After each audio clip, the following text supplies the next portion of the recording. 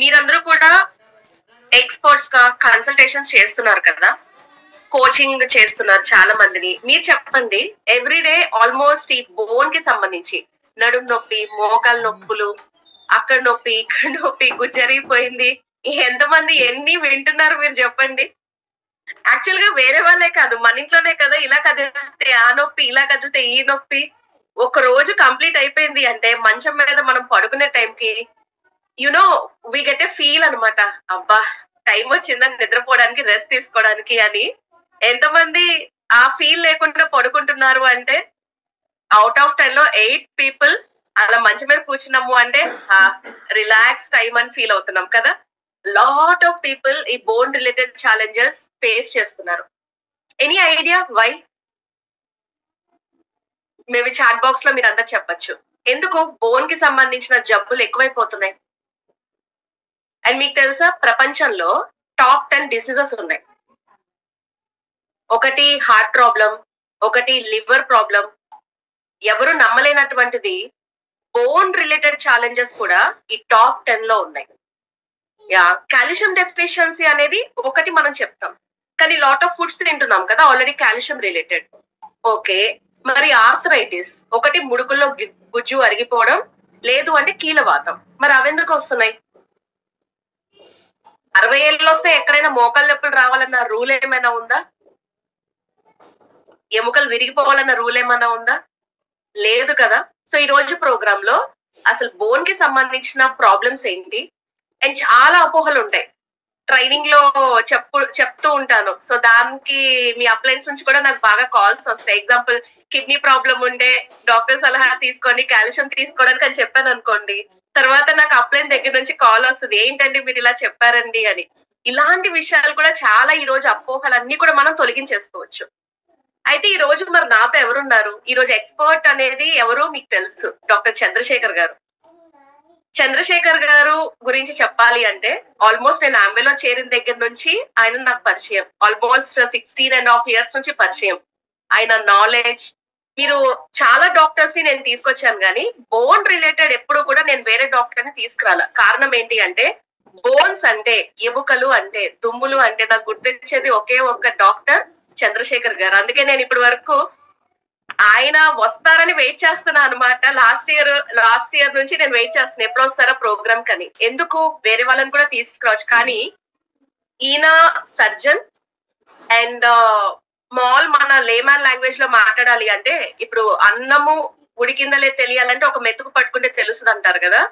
ఈయనకి ప్రాబ్లం అంతా చెప్పక్కల్లా, జస్ట్ మనం ఇలా మొదలు పెట్టామంటే చాలు, వెంటనే ఆ ప్రాబ్లం ఇదండి మీరు ఇలా చేసిన ఈ సర్జరీ అండి, లేకపోతే ఆ ట్రీట్మెంట్ అండి, అవసరం లేదండి, ముందు ఒక ధైర్యం ఇస్తారు, ఒక నాలెడ్జ్ ఇస్తారు, అమ్మాయి ఐఎమ్ సేఫ్ హ్యాండ్స్ అనేటువంటి ఒక ఫీలింగ్ ఇస్తారు. కేవలం వైజాగ్ లో మాత్రమే కాదు. అంటే ఈ పర్టికులర్ పాయింట్ ఎందుకు చెప్పానంటే, సో నేను ఎప్పుడు కూడా మా ఇంట్లో బోన్ కి సంబంధించి ఏ ఇబ్బందులు ఉన్నా one point of contact for me is Chandrashekhar గారు. వెరీ రీసెంట్లీ మా అబ్బాయికి కాక్సిక్ బోన్ కొంచెం చిట్లింది అనమాట, గేమ్స్ ఆడుతూ పడిపోతే. సో 2023 లోనే అలాగే జరిగింది, 24 లో అలాగే జరిగింది. సో ఆయన కాల్ చేస్తాను, ఇలా జరిగిందని. వెంటనే ఏం చెప్పారంటే, అసలు ఏం అవసరం లా, ఒక పిల్లో కొనుక్కోండి, జస్ట్ ఈ ఆయింట్మెంట్, ఈ టాబ్లెట్ అంతే. Just less than a month మా అబ్బాయి రికవరీ అయిపోయారు. డాక్టర్ దగ్గరికి వెళ్ళా ఏం చేయాల. You know kind of knowledge is more important, experience అనమాట.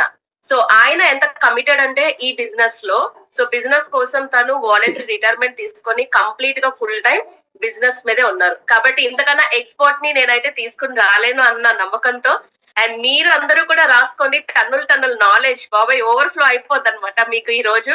మరి వితౌట్ ఎనీ ఫర్దర్ డిలే, మన ఈ రోజు ఎక్స్పర్ట్ డాక్టర్ చంద్రశేఖర్ గారిని మీ అందరి సహకారంతో ఆహ్వానించేద్దాం. చంద్రశేఖర్ గారు, very very warm welcome to you for this program. Thank you so much Prashanth గారు ఫర్ సచ్ నైస్ వర్డ్స్ అండి. నిజంగాను. సో మీరు ఇంకా నా గురించి చాలా ఎక్కువ చెప్పారని అనుకుంటూ ఉన్నాను. So first of all good evening అండి అందరికి.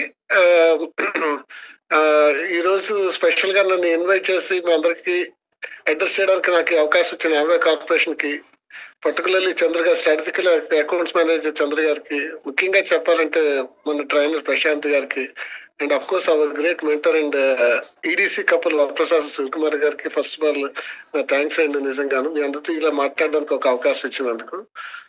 So by the way myself, I'm Dr. Chandrasekhar Reddy. I'm an orthopedic surgeon. ఇందాక ప్రశాంత్ గారు చెప్పినట్టు I done my master's degree in orthopedics అండి. I worked as a professor in Andhra Medical College లో work చేశాను. And also worked as a superintendent of one of the regional hospital ఒకటి ఉంది ఇక్కడ for disabled children అనమాట. పుట్టుతోనే అంగవైకల్యంతో పుట్టిన పిల్లలకి, పోలియో ఎఫెక్ట్ అయిన పిల్లలకి, మెంటల్లీ రిటార్డెడ్ చిల్డ్రన్స్ వచ్చిన వేరియస్ డిఫార్మిటీస్ కి వర్క్ చేసే ఏకైక హాస్పిటల్ ఎంటైర్ స్టేట్ కానీ ఇండియాలో చెప్పొచ్చు అండి. దట్స్ రాణి చంద్రమణి ఇదే పోలియో హాస్పిటల్ ఉంది. దాంట్లో work for nearly 15 years work చేశాను. And thank God because of this opportunity business లో పాటు ఉంటూ ఎన్నో మంచి విషయాలు నేర్చుకుని ఎంతో సేవా తత్పరం అంటే సర్వీస్ ఓరియంటెడ్ గా ఉంటూ ఎంతో మందికి థౌజండ్స్ ఆఫ్ పీపుల్ కి సర్వ్ చేశారండి డిఫార్మ్స్ కరెక్షన్ లో. So at one point of time I felt that no more ఇక్కడ జాబ్ అవసరం లేదు అనుకుని విఆర్ఎస్ తీసుకొని ఇప్పుడు ఆల్మోస్ట్ ప్రొఫెషన్ తో పాటు బిజినెస్ కూడా ఈక్వల్ ఇంపార్టెన్స్ ఇస్తూ బిజినెస్ బిల్డ్ చేస్తున్నానండి. So thank you so much అండి ఫర్ ఈ రోజు మీ అందరితో నేను కొన్ని ముఖ్యమైన విషయాలు మాట్లాడాలనుకుంటూ ప్రశాంత్ గారు అడిగారు, రిక్వెస్ట్ చేశారు, డెఫినెట్ గా నేను షేర్ చేసుకుంటా అని చెప్పాను. సో ప్రాబబ్లీ అందరితో మేము మాట్లాడలేం కాబట్టి మీరు ఏదైనా క్వశ్చన్స్ డౌట్స్ ఉంటే చాట్ బాక్స్ లో డెఫినెట్ గా పెట్టచ్చు. దానికి ప్రశాంత్ గారు డెఫినెట్ గా మీకు చూసి నాకు డెఫినెట్ గా అడ్రస్ చేస్తారు. ఎందుకంటే మీరు అందరినీ ఓపెన్ చేయలేము కాబట్టి. సో ప్రశాంత్ గారు చూసి నాకు క్వశ్చన్స్ అడుగుతారు. డిఫరెంట్ గా యాజ్ మచ్ యాజ్ పాసిబుల్ మీ డౌట్స్ క్లారిఫై చేయగలను అనుకుంటూ ఉన్నాను. బట్ నేను ఎక్స్టెన్సివ్ గా టెక్నికల్ టర్మ్స్ కానీ మెడికల్ నాలెడ్జ్ కానీ మీకు చెప్పను, మీకు అర్థమయ్యే భాషలో చెప్పడానికి నా ప్రయత్నం చేస్తాను. So with this let us start అండి. సో ఇందాక ప్రశాంత్ గారు చెప్తున్నారు చూసారా, టాప్ 10 డిసీజెస్ లో బోన్ అండ్ జాయింట్ ప్రాబ్లమ్స్ కూడా యాడ్ అయ్యాయి. ఎస్ దట్స్ వెరీ ట్రూ అండి, వెరీ ట్రూ. మేము ఎంబీబీఎస్ చదువుకున్న రోజుల్లో గత 15-20 years బ్యాక్ తీసుకున్నట్టయితే ఆర్థోపెడిక్ ప్రాబ్లమ్స్ చాలా తక్కువ ఉండేవి. మీ ఎదురుగా చెప్పాలంటే ఇన్ఫెక్షన్స్ ఎక్కువ ఉండేవి అనమాట. అంటే ఎక్కడ చూసినా డైరియా రావడము, కలరా రావడం అని, సో దగ్గు, ఇలా ఇన్ఫెక్షన్స్ డిసీజెస్ చాలా ఎక్కువ ఉంటూ ఉండేవి. తర్వాత స్లోగా క్యాన్సర్ రావడం ఎక్కువైంది, తర్వాత లివర్ ప్రాబ్లమ్స్ ఎక్కువే, కిడ్నీ ప్రాబ్లమ్స్ ఎక్కువే, స్లోగా హార్ట్ ప్రాబ్లమ్స్ ఎక్కువే, తర్వాత స్ట్రోక్, బ్రెయిన్ కి సంబంధించిన డిసీజ్ రావడం ఎక్కువ అవుతూ ఉంది. ఇలా చూస్తే డిసీజెస్ స్లోగా ఒకటంతో యాడ్ అవుతూ వచ్చి దాంతో పాటు ఇప్పుడు bone and joint infections and diseases కూడా ఈ టాప్ 10 డిసీజ్ లోకి వచ్చేసాయండి. ఇప్పుడు చెప్పాలంటే ఇది ఎందుకు ఇలా జరుగుతుంది అంటే కారణం ఏంటంటే బోన్ అండ్ జాయింట్ అంటే ఒక డిసీజెస్ అనే కాదు, కీళ్ళకి సంబంధించి చాలా రకాల ప్రాబ్లమ్స్ మనకు వస్తాయి అనమాట. ఒకటి ఇన్ఫెక్షన్స్ కానీ డిసీజెస్ అని ఒక పార్ట్ అంటే, బోన్ అండ్ జాయింట్కి వచ్చే అనదర్ కామన్ ప్రాబ్లం ఎవ్రీడే మనం చూస్తూ ఉంటాం, ఫ్రాక్చర్స్ అండ్ యాక్సిడెంట్స్ అనమాట. ఎందుకంటే ట్రాఫిక్ పెరిగిపోయింది, సివిక్ సెన్స్ తగ్గిపోయింది, రూల్స్ పాటించే వాళ్ళు తగ్గిపోయారు, ర్యాష్ డ్రైవింగ్ ఎక్కువైపోయింది, ట్రాఫిక్ ఎక్కువైపోయింది. సో వెరీ కామన్ గా ఫ్రాక్చర్స్ అవడం అన్నది చాలా కామన్ అయిపోయింది. స్కెల్టల్ సిస్టమ్ చూసినట్టయితే ఫ్రాక్చర్స్ అనేది వెరీ వెరీ కామన్ అనమాట. ఇంతకుముందు ఫ్యామిలీలో ఎక్కడో వినేవారు ఎవరికో ఫ్రాక్చర్ అయినది, ఇప్పుడు చాలా కామన్. ఒకే పేషెంట్ 3-4 సార్లు కూడా చూస్తూ ఉన్నాను. ఇవాళ మార్నింగ్ కూడా ఒక పేషెంట్ చూస్తాను. దట్ లేడీ లాస్ట్ ఇయర్ వచ్చింది, ఒక బోన్ పూర్వం ఒక ఫ్రాక్చర్, ఇగేన్ సేమ్ వాళ్ళ కొడుకు మ్యారేజ్ అవుతూ ఇంట్లో వచ్చినగా వాటర్ స్లిప్ అయిపోయి రెండో వచ్చి ఫ్రాక్చర్ తీసుకొచ్చారు అనమాట. అది ఫ్రాక్చర్స్ అనేది చాలా చాలా చాలా చాలా కామన్ గా అయిపోయింది అది. సో అందుకని దీనికి సంబంధించి bone and joint related information కొంత నాలెడ్జ్ మీకు డెఫినెట్ గా చాలా అవసరమని అనుకుంటూ ఉన్నాను. సో ప్రశాంత్ గారు చెప్పినప్పుడు టాప్ 10 డిసీజెస్ లో బోన్ అండ్ జాయింట్ డిసీజ్ కూడా ఒక యాక్చువల్ అండి. అండ్ ఇక్కడ ఇంకో అనేది ఇంట్రెస్టింగ్ పాయింట్ కూడా మీకు చెప్తానండి. మనకి చెప్పాలంటే ఒక 4 డిసీజెస్ ఉన్నాయి. They are called silent killers అంటారు. అంటే చెప్పకుండానే మనిషిని చంపేస్తాయి. అవేంటో తెలుసా అండి? ఒకటి బీపీ. మీకు తెలుసా బీపీ ఉందని చెప్పి జనాలకు తెలియదు, వాళ్ళకి తెలియదు, పక్కడు చెప్తుంటాడు, ఒరే బాబు కాఫీ ఎక్కువైపోతుంది చూడండి ఒకసారి బీపీ చూపించండి అని చెప్తూ ఉంటారు. సో బీపీ ఒక స్టేజ్ దాటి వరకు కూడా మనకి బ్లడ్ ప్రెషర్ పెరిగిందని, హైపర్ టెన్షన్ తెలియదు. అలాగే షుగర్ కూడా ఒక స్టేజ్ దాటిన వరకు కూడా ఇనిషియల్ గా మన షుగర్ వచ్చిందని చెప్పి చాలా మంది చిన్న చిన్న కంప్లైంట్స్ వచ్చినా కూడా నీరసంగా ఉండడము, తొందరగా స్ట్రెయిన్ అయిపోవడము, ఆకలి ఎక్కువైతుండము, తిన్నా కూడా సాటిస్ఫాక్షన్ లేకపోవడము, more number of times urination వెళ్తుండము, నైట్ టైం మోర్ ఫ్రీక్వెంట్ గా వెళ్ళవడం, ఇలా చాలా సిమ్టమ్స్ వస్తాయి. వచ్చినా కూడా అంత ఎక్కువగా పట్టించుకో చాలా నెగ్లెక్ట్ చేస్తూ ఉంటారు. ప్రాబ్లం నేను సరిగ్గా ఎక్కువ స్ట్రెయిన్ అవుతున్నానేమో అందుకే నీరసంగా ఉన్నానేమో అలా చూస్తే షుగర్ కూడా చాలా తెలియకుండానే మనకు వచ్చేస్తుంది అనమాట. ద థర్డ్ అనేది హార్ట్ అటాక్ అండి. మీరు చూసారు ఈ పోస్ట్ కోవిడ్ తర్వాత మీరు చూసారు సడన్ గా ఓవర్ నైట్ హార్ట్ అటాక్ వచ్చి మిస్ అయిపోతున్న వాళ్ళు మనం చాలా మంది మనం వింటున్నాం, చూస్తున్నాం. ఈ 3 కాక 4వది మోస్ట్ ఇంపార్టెంట్ సైలెంట్ కిల్లర్ ఏదో తెలుసా అండి? ఆస్టియోపోరోసిస్ అని ఉందండి కండిషన్. చాలా ఆశ్చర్యంగా అనిపించచ్చు, ఏంటి సార్ ఆస్టియోపోరోసిస్ అంటే సైలెంట్ కిల్లరా? అంటే ఈ కాలంలో కొంతమంది తెలిసి ఉండొచ్చు, ఆస్టియోపొరోసిస్ అంటే బోను గుళ్ళబారిపోవడము. అంటే బోను దానికి శక్తి పూర్తిగా తగ్గిపోయి దాని బలం తగ్గిపోవడం ఈజీగా ప్రాక్టీస్ అయిపోతూ ఉంటాయి అనమాట. కరెక్ట్గా చెప్పాలంటే, మీ భాషలో చెప్పాలంటే బోన్లు శుద్ధముక్కలు అయిపోతాయి. శుద్ధముక్క చూడడానికి కనపడడం చూడండి, ఇలాంటి రిపోర్ట్ లేదా అలా బ్రేక్ అయిపోతాయి. ఈ osteoporosis also included as one of the most important silent killer అండి. ఎందుకు చెప్తున్నానంటే, దీనికోసం ప్రత్యేకించి మనం దానికోసం స్టడీ చేసి దాని ఉందో లేదో మనం ఐడెంటిఫై చేసుకుని దాని తగ్గ ట్రీట్మెంట్ చేసుకోకపోతే ఒకరోజు డెఫినెట్ గా మీరు ఒక ప్రాక్టీస్ తో ఒక డాక్టర్ దగ్గర అడ్వర్స్ అవుతున్నారు, డాక్టర్ దగ్గర మీరు ల్యాండ్ అవుతారు. మీరు అడగచ్చు, సార్ ఇది ఫ్రాక్చర్ అయితే మాత్రం నేను చనిపోతాను. అప్పుడు మీరు చెప్పిన బీపీ అయితే, షుగర్ అయితే, ఈ పెరాలసిస్ అయితే చనిపోవడానికి ఎక్కువ అవకాశం ఉంది. ఈ ఆస్టియోపొరోసిస్ నిజంగా మనిషి చనిపోతారా? డెఫినెట్ గా ఎస్ అని చెప్పొచ్చు అండి. మీకు తెలియదు ఏంటంటే, ఒకవేళ బోన్ కంప్లీట్ గా గుల్లబారి సుమారుగా మీకు 60-70 సంవత్సరాల మధ్యలో ఫ్రాక్చర్స్ అయ్యి అనుకోండి, మీరు ఎప్పుడైతే ఫ్రాక్చర్ యూనిట్ కన్ఫైన్ బెడ్ మీద మీరు ఉండవలసి వస్తుంది, మూవ్ అవ్వలేరు. ఎప్పుడైతే మీరు బెడ్ మీద కన్ఫైన్ అయిపోతారో ఆ ఏజ్ లో స్లోగా ఒక్కొక్క సిస్టమ్ షట్ డౌన్ అయిపోద్దండి. ఊపిరితిత్తులు పనిచేయడం తగ్గిపోద్ది, హార్ట్ రేట్ తగ్గిపోద్ది, కిడ్నీలు పనిచేయడం స్లోగా అల్టిమేట్లీ కొన్ని కండిషన్స్ మేము చెప్తాము. ఇట్స్ బిగినింగ్ ఆఫ్ ఎండ్ అని చెప్తాం. It's beginning of end of the individual. Osteoporosis అంత సివియర్ అనమాట అండి. సో అందువల్ల ఆస్టియోపొరోసిస్ అంటే లైట్ గా తీసుకోవడానికి లేదు. ఇప్పుడు చెప్పాలంటే సైలెంట్ గా చంపే 4 కిల్లర్స్ లో ఇది ఒక మేజర్ ప్రాబ్లమ్ అండి, బోన్ అండ్ జాయింట్. అది ఎలా మనం గుర్తించచ్చు, మనం మేబీ కొంచెం నిమిషాల తర్వాత మనం మాట్లాడుకుందాం. అది ఎలా గుర్తించవచ్చు, సిమ్టమ్స్ ఏముంటాయి, దాని నుండి మనం బయటపడాలంటే ఏం చేయాలో కూడా మనం తర్వాత డిస్కస్ చేద్దాం. సో ఐ థింక్ ప్రశాంత్ గారు మీరు అడిగినట్టు I think you got some clue అనుకుంటాను. టాప్ 10 డిసీజెస్ లోకి బోన్ అండ్ జాయింట్ ప్రాబ్లమ్స్ ఎక్కువ అవుతున్నాయంటే డెఫినెట్ గా ఆన్సర్ చేస్తాండి. థ్యాంక్స్ అండి, థ్యాంక్ యూ ఫర్ దట్. ఇప్పుడు బోన్ రిలేటెడ్ చాలా మందికి కామన్ గా తెలిసింది ఈ ఆస్టియోపొరోసిస్. ఇప్పుడు ఈ రోజు మనం మాట్లాడుకునే టాపిక్ కూడా విచ్ ఇస్ కనెక్టెడ్ టు మన ఆంబే రిలేటెడ్ ప్రొడక్ట్స్, ఆంబేకి సంబంధించిన సబ్జెక్ట్ మీదే ఉంటుందండి. అవుట్ ఆఫ్ దట్ ఇంకా చాలా ఉంటుంది, కానీ మనకి అవసరం లేని మనం మాట్లాడట్లా. సో కాబట్టి దానికి తగ్గట్టుగానే ఈ రోజు టాపిక్స్ అన్ని ఉంటాయి. అండ్ ఇంకొక చిన్న రిక్వెస్ట్ ఏంటి అంటే, సబ్జెక్ట్ చంద్రశేఖర్ గారు చాలా ప్రిపేర్ అయ్యారు కవర్ చేద్దామని. కవర్ అవ్వనటువంటివి టైం ఇచ్చినప్పుడు మీరు క్వశ్చన్స్ అడుగుదురు గాని, అంటే ముందే మీరు పోస్ట్ చేసే బదులు లాస్ట్ లో పోస్ట్ చేద్దరు గాని. ఓకే, ఇప్పుడు బోన్ కి సంబంధించి ఆస్టియోపొరోసిస్ కాకుండా ఇది చాలా చిన్న ప్రాబ్లం, ఇది చాలా పెద్దది అన్నటువంటి ప్రాబ్లమ్స్ ఏమున్నాయి బోన్ రిలేటెడ్ ఇష్యూస్ మనకి? యా, వెరీ గుడ్ క్వశ్చన్ అండి. చాలా మందికి బోన్ అండ్ జాయింట్ అనగానే గుర్తొచ్చేది ఫ్రాక్చర్స్ అని అనుకుంటారు. బోన్ ఉంటే విరిగిపోతుంది, బోన్ కి ఒక విరిగిపోవడము ఫ్రాక్చర్ అవడం ఒక్కటే కామన్ అని అనుకుంటారు. కానీ బోన్ కూడా మిగతా ఆర్గాన్స్ లాగే, లైక్ కిడ్నీ పనిచేసినట్టు, లివర్ కి వచ్చేలాగే చాలా ప్రాబ్లమ్స్ బోన్ జాయింట్ కి రావడానికి అవకాశం ఉంది అన్నట్టు. దీంట్లో ఫస్ట్ గా చెప్పాలంటే, ఒక ఫ్రాక్చర్స్ అనే విషయాన్ని పక్కన పెడితే ఇన్ఫెక్షన్స్, బోన్ కూడా ఇన్ఫెక్షన్ రావచ్చు, అలా జాయింట్ కూడా ఇన్ఫెక్షన్ రావచ్చు. బోన్ కనుక ఇన్ఫెక్షన్ వస్తే దాన్ని ఆస్టియోమైలైటిస్ అంటాం. ఆస్టియోమైలైటిస్ అంటే బోన్ కి ఇన్ఫెక్షన్ రావడము. అదే జాయింట్ కి ఇన్ఫెక్షన్ వస్తే దాన్ని ఆర్థరైటిస్ అంటాం. సో ఈ ఇన్ఫెక్షన్స్ అనేవి ఇప్పుడు మీరు జాగ్రత్తగా గమనించినట్టయితే చాలా కామన్ గా, అంటే ఎక్కువ ఫ్రీక్వెంట్ గా మీరు బోన్ అండ్ జాయింట్ కి వచ్చే ఇన్ఫెక్షన్ లో ముఖ్యంగా వచ్చేది, ఎక్కువగా వినేది ఏంటంటే టీబీ చెప్పండి. అది ట్యూబర్క్లోసిస్. చాలా మందికి కొంత విషయం తెలియపోవచ్చు. ట్యూబర్క్లోసిస్ అనేది బోన్ అండ్ జాయింట్ కి చాలా సివియర్ గా ఎఫెక్ట్ చేస్తుంది, and it needs a lot of concern. Sir మీరు ఇప్పుడు ఈ ట్యూబర్క్లోసిస్ గురించి ఇప్పుడు ఎందుకు టాపిక్ రైజ్ చేస్తారు మీరు అనుకోవచ్చు. మీరు లాస్ట్ 2 years బట్టి మన కోవిడ్ వచ్చిన తర్వాత ఇమ్యూనిటీ పీపుల్ బాగా డ్రాప్ అయిన తర్వాత సడన్ గా హైప్ ట్యూబర్క్లోసిస్ ఇన్సిడెన్స్ బాగా పెరిగిపోయినాయి. ట్యూబర్క్లోసిస్ చాలా పెరిగిపోయింది. ఒకప్పుడు ట్యూబర్క్లోసిస్ ఆల్మోస్ట్ కంప్లీట్ ఎరాడికేట్ చేసేసాము అన్న స్టేజ్ నుండి మళ్ళీ ఇప్పుడు ర్యాంపెంట్ గా ట్యూబర్క్లోసిస్ చాలా ఎక్సెస్ గా పెరిగిపోయింది. అందుకే గవర్నమెంట్ కూడా రీసెంట్ గా లాస్ట్ 6 months లో ఒక ఫెంటాస్టిక్ ప్రోగ్రామ్ కూడా తీసుకొచ్చారు.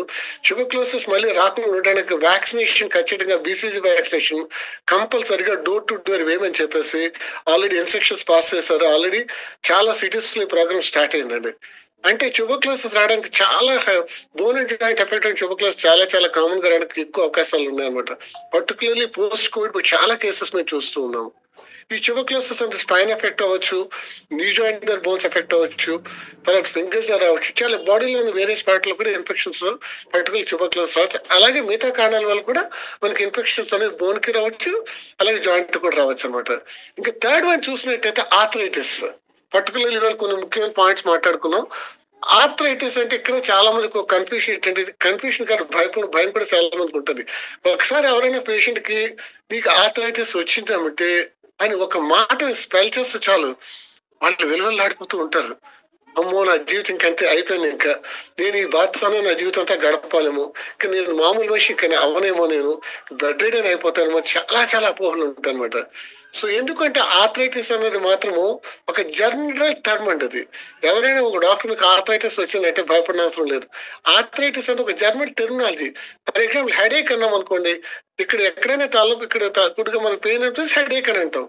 అలాగే జాయింట్ దగ్గర ఏదైనా ప్రాబ్లం వస్తే దాని గ్రాస్ గా మనం ఆర్థరైటిస్ అని లేబుల్ చేస్తాం. ఐటిస్ అంటే ఇన్ఫ్లమేషన్, ఆర్థరైటిస్ జాయింట్ దగ్గర వచ్చే ఇన్ఫ్లమేషన్ ఏదైనా కారణం వల్ల వస్తే దాన్ని ఆర్థరైటిస్ అని లేబుల్ చేస్తాం. అంతేగాని ఆర్థరైటిస్ అంటే భయపడాల్సింది కాదు. ఈ ఆర్థరైటిస్ మోర్ దెన్ 100 కాజెస్ ఉన్నాయి రావడానికి. దాంట్లో ముఖ్యంగా మనం చూడాల్సింది ఏంటంటే, ఆర్థరైటిస్ వచ్చే కండిషన్స్ చూసినట్టయితే ప్రధానంగా 4 కండిషన్స్ మనం చాలా కామన్ గా చూస్తాం. ఒకటి ప్రశాంత్ గా చెప్పినట్టు రుమటాయిడ్ ఆర్థరైటిస్. వెరీ ఒకప్పుడు ఈ రుమటాయిడ్ ఆర్థరైటిస్ అని వెస్ట్రన్ కంట్రీస్ లో చాలా ఎక్కువ ఉండేదండి. మీరు చదువుకున్న రోజుల్లో అబౌట్ 30 years బ్యాక్ చూసినట్టయితే ఈ క్లినికల్ గా రుమటాయిడ్ ఆర్థరైటిస్ కేసు వచ్చిందంటే మొత్తం స్టూడెంట్స్ అంతా పడిపోయి వాడి పేషెంట్ ని చాలా ఇబ్బంది పెట్టేసి వాడికి ఇలా వాడికి రకరకాల క్వశ్చన్స్ తో బాధిస్తూ ఎక్సైల్ చేస్తూ వాడిని ఎగ్జామిన్ చేస్తూ చాలా అంటే చాలా రేర్ గా చూసేవాళ్ళం అన్నాడు కేసు. ఇప్పుడు రుమటాయిడ్ ఆర్థరైటిస్ ఆల్మోస్ట్ చెప్పాలంటే నా క్లినిక్ లో ఆల్మోస్ట్ ఎవ్రీ ఆల్టర్నేట్ డే ఒక కేసు చూస్తూ ఉంటానండి. ఎవ్రీ ఆల్టర్నేట్ డే ఒక కేసు. అంటే ఎంత పెరిగిపోయింది ఇన్స్టెట్ చూడండి.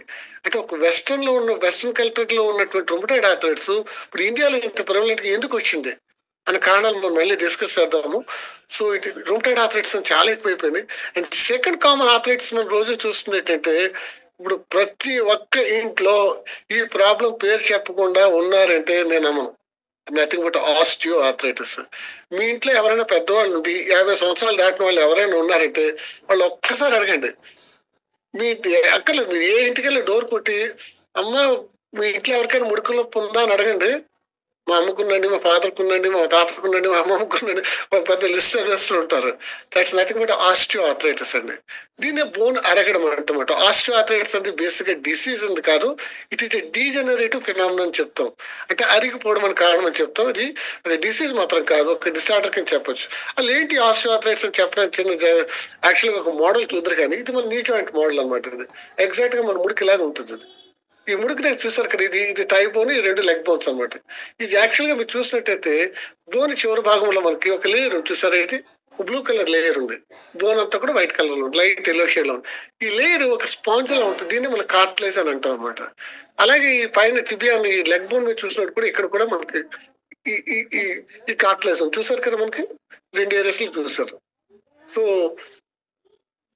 కనిపిస్తున్నాయి కదండి. సో మామూలుగా జాయింట్ ఇలా ఉన్నప్పుడు, జాయింట్ మనం మూవ్ అవుతున్నప్పుడు ఈ 2 స్మూత్ సర్ఫేసెస్ మధ్య మూవ్మెంట్ చాలా స్మూత్ గా ఉంటే ఎటువంటి పెయిన్ కానీ డ్యామేజ్ కానీ ఉంటుంది అనమాట. ఓవర్ పీరియడ్ ఆఫ్ టైం మనకి మనం చేసిన అలవాట్లు పెట్టాను ఉంది, లేకపోతే మన శరీరం బరువు పెరగడం వల్ల ఉంది, వేరే కారణాల వల్ల ఈ లేయర్ నెమ్మదిగా గ్రాడ్యువల్ గా అరిగిపోయి ఈ స్మూత్నెస్ అంటే కరెక్ట్ గా చెప్పాలని పేషెంట్ చెప్తూ ఉంటాను. ఇది మనం పుట్టినప్పుడు ఎలా ఉంటుంది, పుట్టి పెట్టిన గోడ ఎలా ఉంటుందో చూసారా, పుట్టి పెట్టిన గోడ ఎంత స్మూత్ గా ఉంటుందో అంత స్మూత్ గా ఉంటుంది. ప్రశాంత్ గారు క్వశ్చన్ అడుగుతున్నా. సారీ టు ఇంటర్వ్యూ, కొంచెం ఆ పిక్చర్ ని కొంచెం హైట్ అండ్ సెంటర్ కి కొద్దిగా. Thank you. యా, సో ఇది పుట్టి పెట్టిన వాళ్ళ ఉంటుంది అనమాట, అంత స్మూత్ గా ఉంటుంది. కానీ ఒక పీరియడ్ ఆఫ్ టైం ఏమవుతుంది, శాండ్ పేపర్ లో అయిపోద్దండి. శాండ్ పేపర్ మాదిరిగా మారిపోతుంది. అందుకే మీరు చూసుంటారు, ముడుకులో ఉన్న పేషెంట్కి ఎవరికైనా మీరు వాళ్ళు ముడుకు మీద చేసి కాలు మూడవడం చెప్పడం చేయండి అని చెప్తాడు, కింద సౌండ్స్ వస్తుంటాయి. పేషెంట్ కూడా చెప్తుంటారు, సార్ నేను నడుస్తుంటే నా ముడుకుల నుండి సౌండ్స్ వస్తున్నాయి సార్ అని చెప్తారు. కూర్చొని లేచేటప్పుడు లేకపోతే మంచం మీద పడుకుని కింద దిగేటప్పుడు సౌండ్స్ వచ్చేస్తున్నాయి సార్ అని చెప్తారు. కారణం ఏంటంటే ఈ లేయర్ అరిగిపోవడం అనమాట. ఎప్పుడైతే ఈ లేయర్ అరిగిపోయిందో ఈ బోన్ ఎక్స్పోజ్ అవుతుంది, నర్వ్ ఎండింగ్స్ ఎక్స్పోజ్ అవడం, పెయిన్ స్టార్ట్ అయిపోతుంది. ఈ స్మూత్నెస్ తగ్గడం వల్ల కంటిన్యూస్ గా పెయిన్ జనరేట్ అయిపోతుంది. దీన్ని ఆస్టియో ఆర్థరైటిస్ అంటాం. ఇది ఎందుకంటే ఫ్రిక్షన్ అనమాట, కంటిన్యూస్ గా మనం పుట్టిన దగ్గర మన కాలు ముడవడం చెప్పడం చేస్తూనే ఉంటాము. ఈ 2 సర్ఫేసెస్ రబ్ అవుతూ ఉంటాయి. దీంతో పాటు కొన్ని యాడెడ్ ఫ్యాక్టర్స్ లైక్ అనుకోకుండా మిగతా ఫ్యాక్టర్స్ కూడా యాడ్ అయ్యి అనుకోండి, ఈ పొర అరిగిపోవడం ఇంకా ఎక్కువ మనం ఆస్టియో ఆర్థరైటిస్ అనే డిసీజ్ మనం లోన్ అవుతూ ఉంటాం అనమాట. ఇది చాలా కామన్ గా వచ్చే ప్రాబ్లం ఇది. అండ్ చెప్పాలంటే ఇన్ఫాక్ట్ చెప్పాను కదా, ప్రతి ఇంట్లో ఒక వ్యక్తి ఖచ్చితంగా ఉంటారు. అండ్ ప్రతి వాళ్ళు కూడా ఇప్పుడు చెప్పాలంటే జీవితంలో ఒక్కసారైనా ఈ ప్రాబ్లం అట్లీస్ట్ చిన్నగానే దీన్ని ఎక్స్పీరియన్స్ చేస్తారండి. ప్రెజెంట్ డేట్ లో చూసినట్టు కాల్లో 90% of people at the end of stay ఒక ఏజ్ లో మాత్రం కష్టంగా మీరు ఎక్స్పీరియన్స్ చేస్తారు ఇది. కాకపోతే దీనికి రాకుండా ఉండాలంటే ఏం చేయాలో సొల్యూషన్ మన ఎంట్లో మనం మాట్లాడుకున్నాం ఫైనల్ సొల్యూషన్ అప్పుడు. ఇది one of the common problem అంటే ఆర్థరైటిస్ లో. మూడో ప్రాబ్లం కామన్ గా ఇప్పుడు చూస్తుంది, చాలా కామన్ గా ఉందండి, నాకు చాలా ఆశ్చర్యంగా కూడా ఉంది. దాన్ని గౌటీ ఆర్థరైటిస్ అంటున్నాం అండి. గౌట్ అని కండిషన్ కాల్లో ఉన్న వాళ్ళు కూడా చాలా మంది విని ఉంటారు, ఈ టర్మ్ విని ఉంటారు గౌట్ అని. అంటే బాడీలో యూరిక్ యాసిడ్ కనుక కంటెంట్ కనుక పెరిగినప్పుడు ఈ యూరిక్ యాసిడ్ అనేది ఒక క్రిస్టల్స్ మాదిరిగా ఉంటుంది. ఇది జాయింట్ అయిన బోన్స్ మీద డిపాజిట్ అయిపోయి బోన్ అలా తినేస్తూ ఉంటారు అనమాట. చెరపట్టిన చెక్క ఎలా ఉంటుందో అలా కొరికేసినట్టు బోన్ నెమ్మదిగా కొరికేసి బోన్ డ్యామేజ్ చేసి బోన్ రఫ్ అయిపోవడం వల్ల ఆర్థరైటిస్ వచ్చి పేషెంట్ డిజేబుల్ అయిపోతారు. సో ఈ ఆర్థరైటిస్ అంటే ఏంటంటే ఎప్పుడైనా ఒక జాయింట్ దగ్గర పెయిన్ ఉండి నొప్పి ఉండి స్వెల్లింగ్ వచ్చి వేడిగా ఉంటూ దాని రెడ్డిష్ గా కనుక సర్ఫేస్ కనుక మారితే ఆ 4 లక్షణాలు ఎప్పుడైనా ఉంటే దాన్ని ఆర్థరైటిస్ అని అంటాము. ఇది చాలా కారణాల్లో రావచ్చు. మనం అనుకుంటున్న రుమటాయిడ్ ఆర్థరైటిస్ రావచ్చు, ఆస్టియోఆర్థరైటిస్ లో రావచ్చు, ఈ గౌటీ ఆర్థరైటిస్ లో కూడా రావచ్చు అనమాట. ఈ గౌటీ ఆర్థరైటిస్ లో పర్టికులర్ గా యూరిక్ యాసిడ్ క్రిస్టల్స్ అనేవి ఎముక మీద డిపాజిట్ ఎముక గ్రాడ్యువల్ గా కొరికేస్తూ ఉంటాయి. సర్ఫేస్ ఎప్పుడైతే రఫ్ అవుతుందో అల్టిమేట్ గా ఈ యూరిక్ యాసిడ్ గౌటీ ఆర్థరైటిస్ వల్ల కూడా సెకండరీగా ఆస్టియో ఆర్థరైటిస్ వచ్చేస్తుందండి. సో ఈ ఆస్టియో ఆర్థరైటిస్ అంటే ప్రైమరీగా ఏ డిసీజ్ లేకుండా ఏజింగ్ ప్రాబ్లం వల్ల మనకున్న అలవాట్ల వల్ల మన శరీరం బరువు పెరగడంలో వచ్చే ఆస్టియో ఆర్థరైటిస్ తో పాటు రుమటాయిడ్ ఆర్థరైటిస్ లో జాయింట్ డ్యామేజ్ అయిన తర్వాత కూడా osteo arthritis secondary osteo arthritis అంటాం అనమాట. సో అల్టిమేట్ గా ఏ డిసీజ్ వచ్చినా కూడా ఎండ్ స్టేజ్కి వెళ్ళేటప్పుడు ఈ బోన్ పైన సర్ఫేసెస్ డ్యామేజ్ అయిపోయి సెకండరీ ఆస్టియో ఆర్థరైటిస్ కూడా మళ్ళీ వస్తుంది అనమాట అండి అది. అండ్ నాలుగోదిగా చెప్పాలంటే కామన్ గా చూసి ఇంకో ఆర్థరైటిస్ సోరియాటిక్ ఆర్థరైటిస్ అని అంటూ ఉంటుంది. ఇవి చూస్తుంటారు, సోరియాసిస్ అని ఉంటుంది చూసారా. చాలా మంది కొంతమంది స్కిన్ మీద ప్యాచెస్ వచ్చి పులుసుల కింద ఉంటుంది. అది యాక్చువల్గా ఫిష్ స్కిన్ లా ఉంటుంది అనమాట, పులుసుల కింద ఊరిపోతూ ఉంటుంది. వీళ్ళకు కూడా దీంతో పాటు జాయింట్ కూడా వీళ్ళకి కూడా ఆర్థరైటిస్ వచ్చి సోరియాటిక్ ఆర్థరైటిస్ అని వస్తుంది. పర్టికులర్లీ ఫింగర్ జాయింట్స్ కి ఎక్కువ కామన్ గా వస్తుంది. Hands and finger joints small joints ఎక్కువగా ఎఫెక్ట్ అవుతుంటాయి అనమాట. సో ఇలా చెప్పాలంటే ఆఫ్లైట్ వెరీ రీసెంట్ గా గత 3-4 నెలలు బట్టి ఇంకో ప్రత్యేకమైన ఆర్థరైటిస్ కూడా మేము చూస్తున్నాం క్లినిక్ లో. దాన్ని పోస్ట్ వైరల్ పాలిఆర్థరైటిస్ అని అంటున్నాం. మీరు కాల్లో కూడా కొంతమంది చాలా మంది ఆల్రెడీ ఎక్స్పీరియన్స్ చేసి ఉంటారు. సడన్ గా ఫీవర్ వస్తుంది, 1 or 2 days ఉంటుంది, ఫీవర్ తగ్గిపోద్ది. తగ్గిన తర్వాత నెమ్మదిగా జాయింట్ పెయిన్ స్టార్ట్ అవుతాయి. అక్కడ నుండి ఒక్కొక్క జాయింట్ ఎక్స్టెండ్ అయిపోయిన తర్వాత కొంతమందికి 2 weeks లో తగ్గిపోతాం, కొంతమంది 3 months అయినా కూడా ఇంకా తగ్గట్లేదండి. మీరు ఏ టెస్ట్లు చేయండి, అన్ని టెస్టులు నెగిటివ్ వచ్చేస్తే ఏ టెస్ట్లో కూడా ఎటువంటి తేడా ఉండదు. బట్ పేషెంట్ మాత్రం సిక్ అయిపోతుంటాడు, వీక్ అయిపోతాడు, మొబిలిటీ తగ్గిపోయి జాయింట్ పెయిన్స్ వచ్చేస్తున్నాయి. దీస్ ఆర్ పోస్ట్ వైరల్ పాలిఆర్థరైటిస్ అండి. దానికి పర్టికులర్ గా ట్రీట్మెంట్ ఏం లేదు, ఓన్లీ స్టెరాయిడ్స్ పెట్టడము, రెస్ట్ అవడం తప్పించి యాంటీబయాటిక్స్ తాలూకు రోల్ ఏం లేదనమాట. ఇది వెరీ రీసెంట్ గా చూస్తూ ఉన్నాం. ఇలా చెప్పుకుంటూ వెళ్ళిపోతే ఆర్థరైటిస్ అనేది చాలా రకాల ఆర్థరైటిస్లు ఉంటాయి. ఇది మన బియాండ్ ఈ ఫారం కి సంబంధించిన టాపిక్ అయితే కాదు, లైట్ గా మీకు చెప్పడం కోసం చెప్పాను. కానీ సో రుమటాయిడ్ ఆర్థరైటిస్ గురించి కూడా జస్ట్ 2 పాయింట్స్ చెప్తాను. ఈ రుమటాయిడ్ ఆర్థరైటిస్ అంటే ఏంటంటే it's called auto immune disease అంటాం. ఇప్పుడు ఆటో ఇమ్యూన్ డిసీజ్ అంటే ఏంటంటే రోగ నిరోధక శక్తి మనకి ఎగ్నెస్ట్ గా పనిచేయడం అనమాట. ఈ రోగ నిరోధక సిస్టమ్ అంటే ఇమ్యూన్ సిస్టమ్ ఎందుకంటే శరీరంలో ఏదైనా ఎక్స్టర్నల్ గా బ్యాక్టీరియా కానీ వైరస్ కానీ లేకపోతే హార్మ్ఫుల్ కెమికల్ కానీ ఏదైనా మనం అటాక్ చేసినప్పుడు దాని నుండి మన శరీరానికి రక్షించుకోవడానికి కావాల్సిన రక్షణ వ్యవస్థని ఇమ్యూన్ సిస్టమ్ అంటాం. కానీ పొరపాటు ఇమ్యూన్ సిస్టమ్ మన బాడీలోని సెల్స్ మీదే పనిచేయడం మొదలుపెట్టింది అనుకోండి, శత్రువుని ఎదిరించే బదులు మన మీదే దాడి చేయడం మొదలు పెడితే దాన్ని ఆటోఇమ్యూన్ డిసీజ్ అంటాము. అలా ఆటోఇమ్యూన్ డిసీజ్ వచ్చే కారణమని రుమటాయిడ్ ఆర్థరైటిస్ ఆటోఇమ్యూన్ డిసీజ్ కింద మనం లేబుల్ చేస్తాం. ఈ ఆటోఇమ్యూన్ డిసీజ్ అనేది మాత్రము క్రానిక్ డిసీజ్ అండి. ఒకసారి డిసీజ్ వచ్చిందంటే దాని పర్మనెంట్ క్యూర్ అంటూ లేదు. డిసీజ్ మనం కొంతవరకు కంట్రోల్ చేయగలం కానీ టోటల్ గా దాన్ని ఎరాడికేట్ చేయడం అనేది జరిగే పని కాదు. అయితే ఏ విధంగా మనం కంట్రోల్ చేసుకోవచ్చు అన్నది కూడా మనం ఎండ్ లో లాస్ట్ లో ట్రీట్మెంట్ పాటప్పుడు మనం మాట్లాడుకుందాం.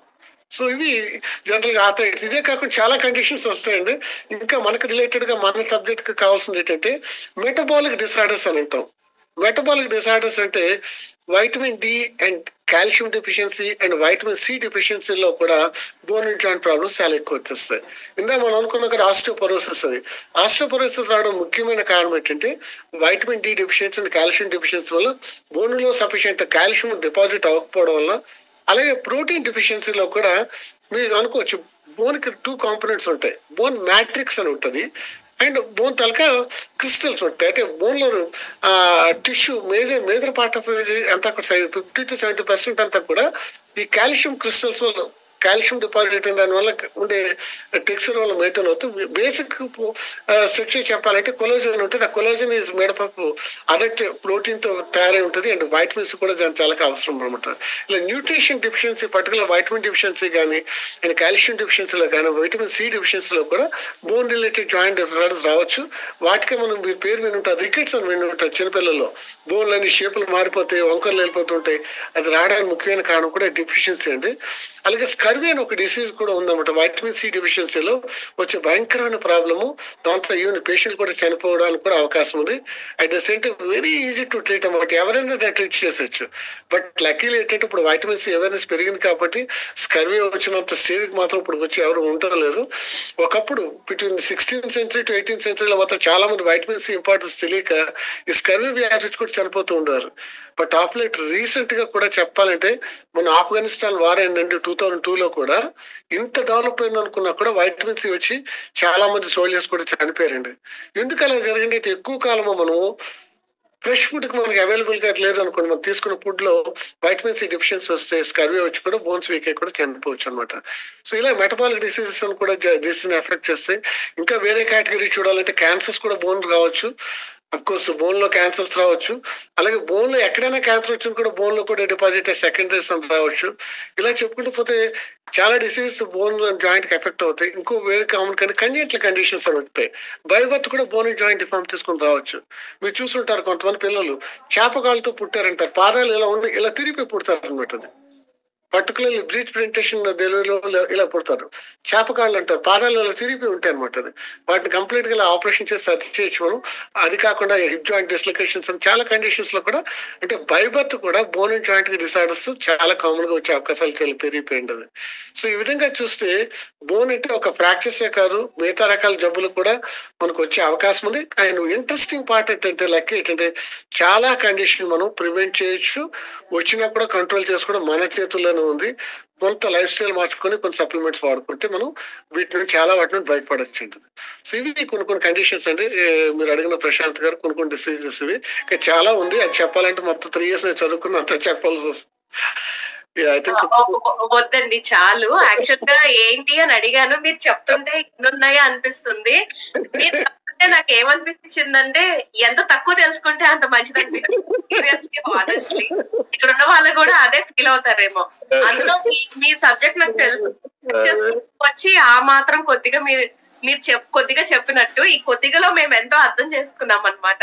ఆహా ఇప్పుడు ఆల్రెడీ ఇక్కడున్న జనాలు అంటే మనం అందరం కోచెస్ కాబట్టి ఇలా చెప్తున్నా, ఒక బీపీని, ఒక షుగర్ ని, హార్ట్ ప్రాబ్లమ్ ని వీటినే మనము చేయలేకపోతుంటే బోన్ లో ఇన్ని ఉన్నాయా వీటన్నిటిని కూడా చెయ్యాలా అంటే వామో చాలా కష్టము.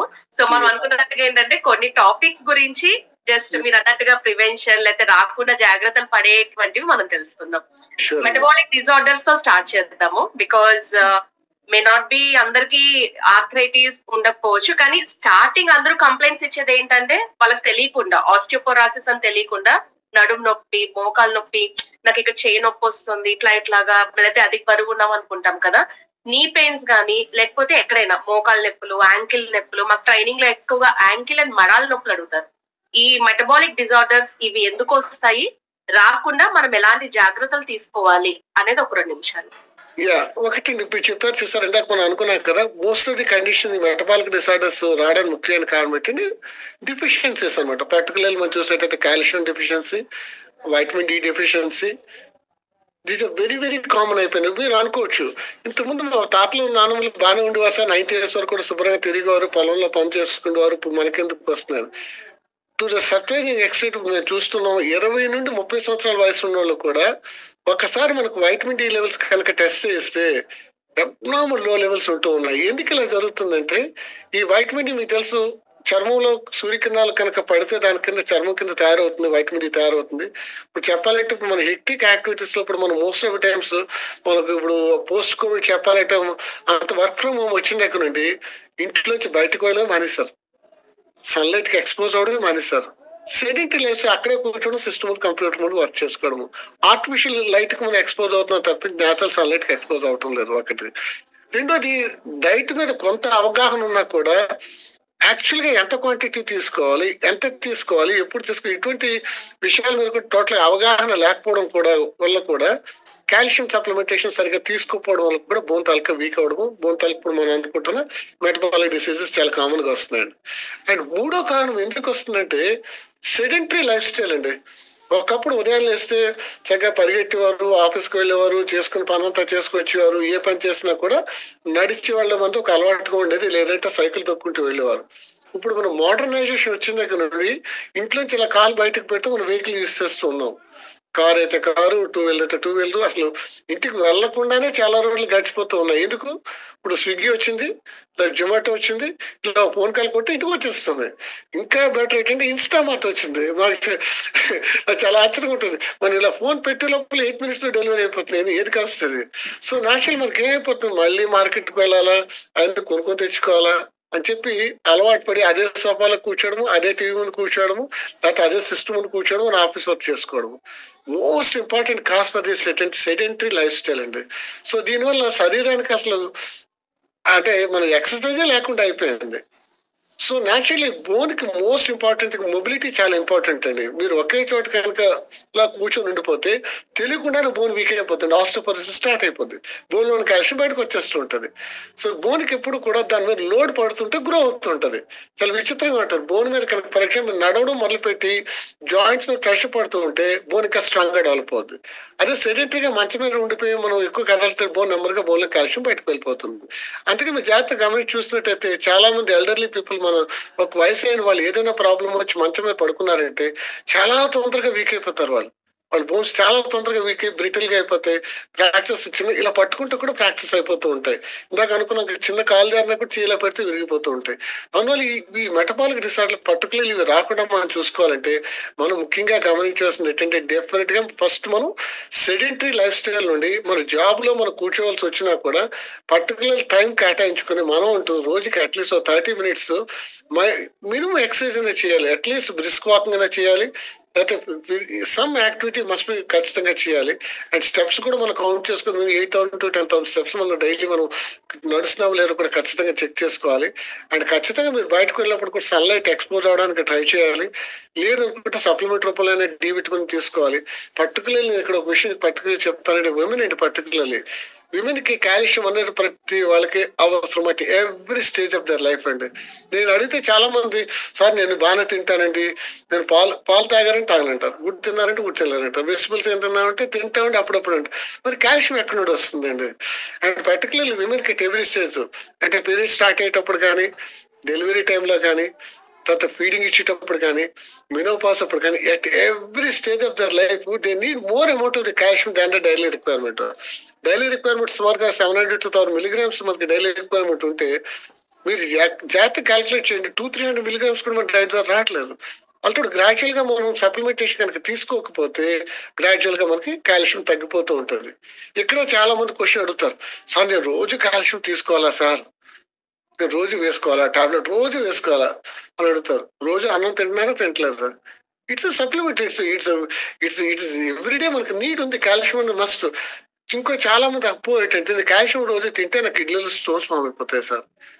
మీకు కిడ్నీలో స్టోన్ ఫామ్ అయ్యే టెండెన్సీ కనుక మీకు ఉండి ఆ కంప్లైంట్ ఎవరైనా వచ్చి ఎవరైనా డాక్టర్ మీకు చెప్పి అవాయిడ్ చేయమంటే తప్పించి మీకు మీరుగా కాల్షియం టాబ్లెట్స్ వేసుకోవడం మానడం మొత్తం దయచేసి చేయకండి. Particularly women after the age of 40 years, men after 50 years ఖచ్చితంగా ఎవ్రీడే కాల్షియం తీసుకోవాలి.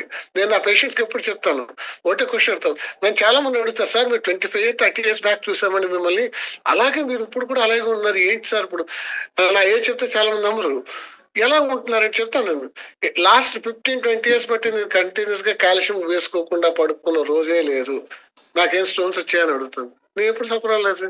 సో అందువల్ల హ్యాపీగా మీకు ఒక డాక్టర్ చెప్తే తప్పించి, లేకపోతే కిడ్నీ స్టోన్స్ ఉన్నాయని డయాగ్నోస్ అయితే తప్పించి, లేకపోతే మీకు కిడ్నీ రిలేటెడ్ ఏదైనా ప్రాబ్లం ఉండి ఫిజిషియన్ మీకు అడ్వైస్ చేస్తే తప్పించి రెగ్యులర్గా కాల్షియం తీసుకోవడంలో విమెన్ అనేది పార్ట్ ఆఫ్ ది లైఫ్ కింద చేసుకోకపోతే చిన్నగా పడిపోతే మీకు ఫ్రాక్చర్స్ అవుతాయి, అక్కడ నుండి will be landing so many problems ఉంటుంది. ఇవన్నీ ఈజీగా ట్రీటబుల్ కేసెస్ మన చేతిలో ఉన్నాయి, దీనికోసం పెద్ద ఎక్స్పర్ట్స్ కూడా అక్కర్లేదు.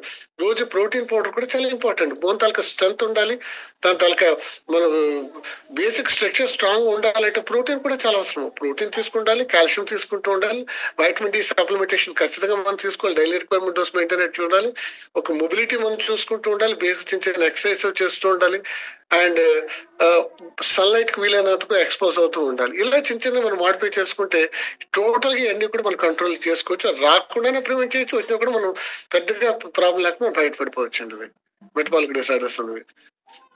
థ్యాంక్స్ అండి. మీ ఆన్సర్ నుంచి ఒక 2 క్లారిటీ, ఒక మిత్స్ అని అనుకోవచ్చు. ఏంటంటే వ్యాయామం చేస్తే ఎముకలు అరగవు, చాలా మంది అపోహ. అదొకటి తీసేసారు, వెరీ కామన్ క్వశ్చన్. ఆ మిత్ కూడా మీరు తీసేసారనమాట. సో బేసిక్ సర్వైవల్ కి calcium and protein or the most important అని చెప్పడం జరిగింది. Thank you.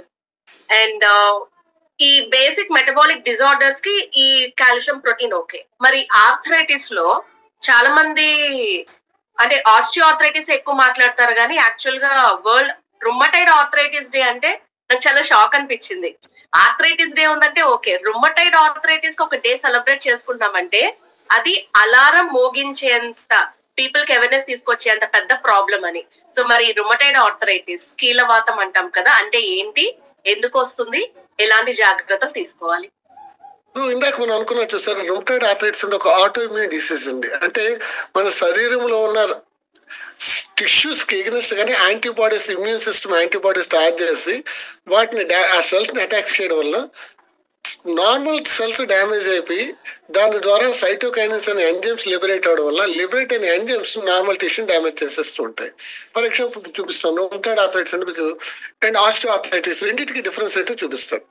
ఫర్ ఎగ్జాంపుల్ ఈ జాయింట్ మనం చూసాం కదా, నీ జాయింట్ అని అనుకున్నాం కదా, నీ జాయింట్ అది.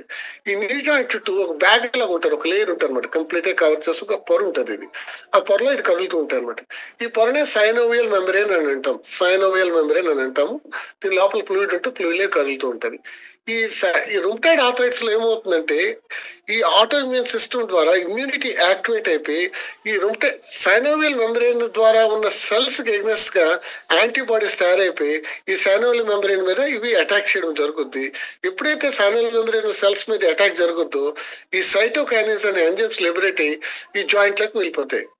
ఫస్ట్ పొర వాచిపోద్ది, జాయింట్లో పెయిన్ వచ్చేస్తుంది, నీ జాయింట్ స్వెల్లింగ్ వచ్చేస్తుంది. ఎప్పుడైతే స్వెల్లింగ్ వచ్చి ఫ్లూయిడ్ వస్తుంది, ఎప్పుడైతే ఫ్లూయిడ్ వచ్చిందో ఈ కర్లకి తగ్గిపోద్ది, అంటే జాయింట్ మూవ్ చేయలేము, పెయిన్ వచ్చేస్తుంది.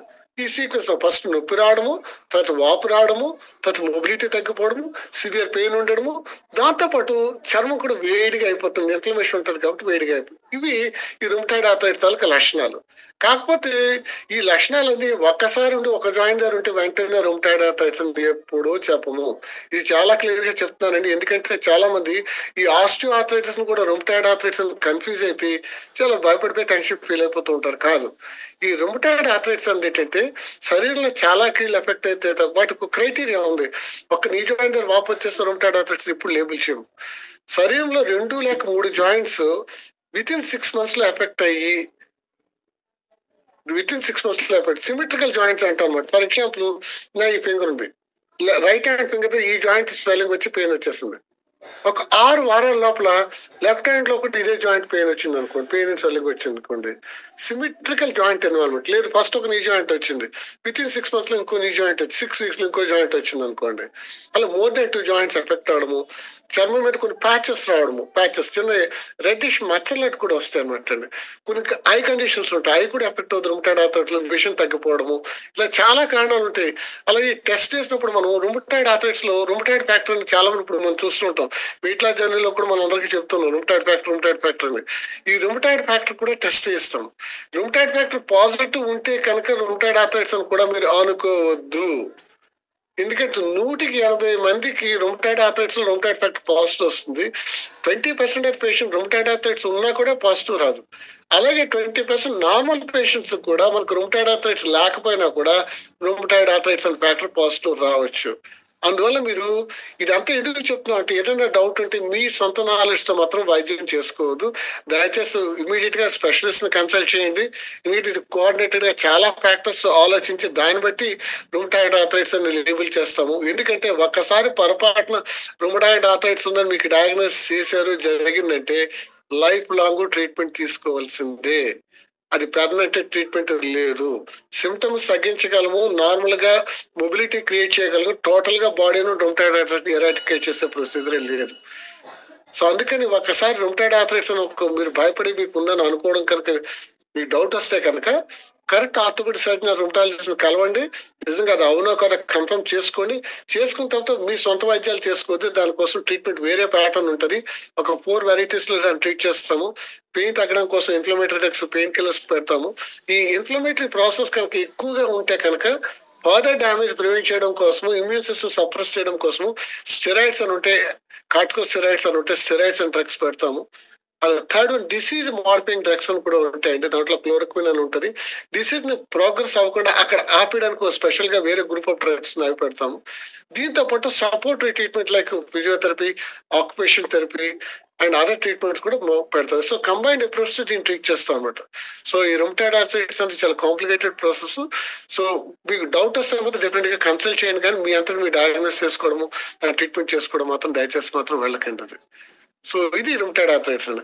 అండ్ డిఫరెన్స్ ఆస్టియో ఆర్థరైటిస్ ఏంటంటే, ఆస్టియో ఆర్థరైటిస్ ఫస్ట్ ఈ జాయింట్ అరిగిపోతుందండి. జాయింట్ సెంటర్ భాగం అరిగిపోద్ది, చుట్టూ ఉన్న లేయర్ తర్వాత ఎఫెక్ట్ అవుతుంది అనమాట. Rheumatoid arthritis first layer effect అయిపోతే జాయింట్ డ్యామేజ్ అవుద్ది. ఈ ఆస్టియో ఆర్థరైటిస్ ఈ లేయర్ ఫస్ట్ కార్టిలేజ్ డ్యామేజ్ అయిన తర్వాత సైనల్ మెంబ్రేన్ కూడా ఎఫెక్ట్ అవుతుంది అనమాట. బట్ కంపేరిటివ్లీ ఆస్టియో ఆర్థరైటిస్ అన్న మాత్రం జబ్బు మాత్రం కాదు, అది ఇట్స్ డీజనరేటివ్ ఫినామినా. ఏజ్ ఎక్కువైన తర్వాత మనకి కొన్ని యాక్టివిటీస్ చేయడం వల్ల లేయర్ డ్యామేజ్ అవడం మనకు వస్తుంది అనమాట. సో దీని గురించి ఫర్దర్ గా ఇన్ఫర్మేషన్ కావాలంటే మనం డిఫరెంట్ గా మనం షేర్ చేసుకుందాం. సో ఎనీథింగ్ అంటే చెప్పండి. యా, ఈ రొమటాయిడ్ ఆస్టియో ఆర్థరైటిస్ అని ఇప్పుడు చెప్పాను కదా, మనం అనుకుంటే ప్రతి వాళ్ళ ఇంట్లో వినపడుతుంది పేరు ఇది. ఈ ఆస్టియో ఆర్థరైటిస్ అంటే కార్టిలేజ్ డ్యామేజ్ వల్ల వస్తుంది. ఈ శరీరంలో ఉన్న చాలా భాగాలు ఎఫెక్ట్ అవ్వచ్చు అనమాట. కానీ పర్టికులర్లీ మన ఇండియాలో చూసినట్టయితే ఈ ఆస్టియో ఆర్థరైటిస్ నీ జాయింట్ దగ్గర కామన్ గా వస్తుందండి. అది హిప్ జాయింట్ దగ్గర రావచ్చు, ఇది పర్టికులర్ నీ జాయింట్ దగ్గర చాలా కామన్ గా వస్తుంది. హిప్ జాయింట్ రావచ్చు, షోల్డర్ జాయింట్ రావచ్చు. ముఖ్యంగా వెయిట్ బేరింగ్ జాయింట్స్ అంటాము. శరీరంలో బరువుని ఏదైతే తట్టుకునే జాయింట్స్ ఆ జాయింట్ దగ్గర మనకి ప్రాబ్లం వస్తుంది అనమాట. అంటే మీకు ఇక్కడ అర్థం కావాల్సిన విషయం ఏంటంటే, మన శరీరం బరువు పెరిగేమంటే కనుక డెఫినెట్ గా కార్టిలేజ్ మీద లోడ్ పడిపోతుంది అని అర్థం అనమాట. సో ఈ ఆస్టియో ఆర్థరైటిస్ అవడం ముఖ్యమైన కారణం ఏంటంటే అబ్నార్మల్ వెయిట్ అండి. శరీరం ఉండవలసిన దానికన్నా బరువు పెరిగితే వచ్చే కామన్ సమస్య ఏంటంటే ఆస్టియో ఆర్థరైటిస్ అనమాట. ఇది స్టార్ట్ అవడము ఇనిషియల్ గా ఇప్పుడు చెప్పాలంటే ఒకప్పుడు 40+ స్టార్ట్ అయ్యేది. నాకు ఎంత బాధ అనిపిస్తున్నట్టు, ఎంత 20 years వాళ్ళు కూడా చూస్తూ ఉన్నాం స్టార్ట్ అయిపోతుంది ఈ జనరేషన్. ఎందుకంటే సరైన పోషకాహారం, ముఖ్యంగా ప్రోటీన్ సరిగా తీసుకోకపోవడము, కాల్షియం డైట్ లో ఉండకపోవడము, వైటమిన్ డి డెఫిషియన్సీ సరిగా రావడం వల్ల ఈ కార్టిలేజ్ కూడా తను ఉన్న వాళ్ళతో అంత స్ట్రెంత్ ఉంటుంది, తను తొందరగా వేరేంటర్ వచ్చేస్తుంది. దాని మీద ఓవర్ గా చెప్పాలంటే, ఇప్పుడు మనం చెప్పాలంటే శరీరం బరువు పెరిగిపోవడం. ఎప్పుడైతే శరీరం బరువు పెరిగిందో దీని మీద లోడ్ పెరిగిపోతుంది, కాబట్టి జాయింట్ తొందరగా అరిగిపోతుంది. అండ్ థర్డ్ మోస్ట్ ఇంపార్టెంట్ కారణం ఈ ఆస్ట్రేటర్ రావడానికి ఏంటంటే కొన్ని మిస్కన్సెప్షన్స్ అండి. ఫస్ట్ థింగ్ ఏంటంటే చాలా మంది అనుకుంటారు జాయింట్ పెయిన్ వచ్చిన తర్వాత, అంటే ముందైతే పర్వాలేదు, వచ్చిన తర్వాత మొత్తం దయచేసి మీరు చేయకుండా ఒక ముఖ్యమైన పని ఏంటంటే, ఒక 4 ముఖ్యమైన పనులు. ఒకటి, నేల మీద పడుకోవద్దు. చాలా మంది బ్యాక్ ఏక్ వస్తే నేల మీద పడుకుని పోతారు.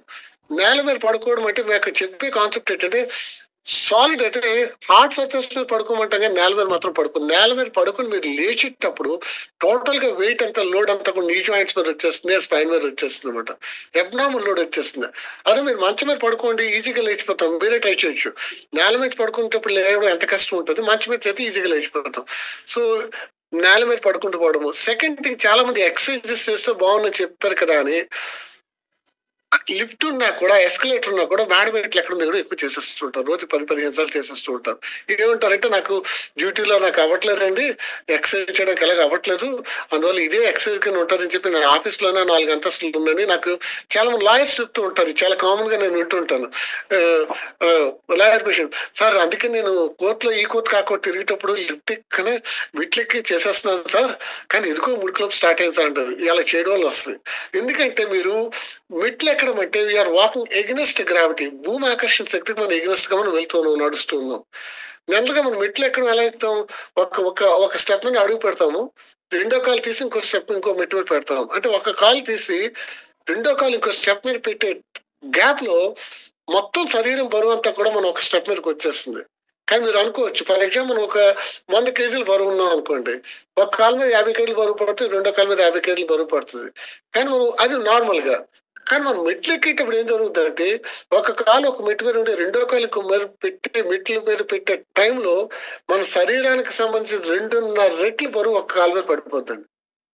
అంటే ఫర్ ఎగ్జాంపుల్ మీరు 100 కేజీలు ఉంటే 250 కేజీల లోడు ఒక కాలు మీద పడిపోతుంది. మామూలుగా ఇది 50 కేజీలు వెయిట్ తట్టుకోవడానికి మాత్రమే డిజైన్ చేయబడిన వెయిట్ ఒక్కసారి 250 కేజీలు వెయిట్ తట్టుకోవడానికి దాని మీద పడిపోతే ఎంతకాలం తట్టుకోగలండి? విత్ ఇన్ నోట్ జాయింట్ అరవడం స్టార్ట్ అయిపోతుంది. సో నువ్వు దయచేసి పర్టికులర్లీ మీరు ఎక్సర్సైజ్ చేయాలంటే మేడం ఇట్లా ఎక్కడ ఉన్న మాత్రం ఎక్సర్సైజ్ కింద మాత్రం పెట్టుకోవద్దు దయచేసి. ఇది ఒకటి ముఖ్యంగా మనం గమనించాలన్నమాట, ఇది కూడా చేయకూడదు. అండ్ రెండోది చెప్పినట్టు నేల మీద పడుకోవడము. మూడోది మట వేసుకుని కూర్చోవడము, స్క్వాటింగ్ అని చెప్తాం. ఇది కూడా అన్నెసరిగా చేయకండి. పూజ చేసుకుంటప్పుడు ఎప్పుడో కూర్చున్నారంటే పర్లేదు. చాలా మంది మంచం మీద కూడా కూర్చొని మట వేసుకుని కూర్చుంటారు. ఇలా చేసినా కూడా అడిగితే కూడా లేదండి మా అమ్మ కూర్చుందని మా మామ కూర్చుందని మట వేసుకుని కూర్చుని నేను ఇప్పుడు కూర్చుంటానంటే మళ్ళీ సేమ్ ఆన్సర్. ఇక్కడ వాళ్ళ bone architecture, bone strength, design total different. అది ఇప్పుడు మన ప్రెజెంటేషన్ ఇప్పుడు మనకున్న బోన్ స్ట్రక్చర్, ఆ స్టామినా కానీ ఆ డిజైన్ టోటల్లీ డిఫరెంట్. వాళ్ళని తీసుకొచ్చి మనం దీంట్లో పెట్టడానికి లేదు.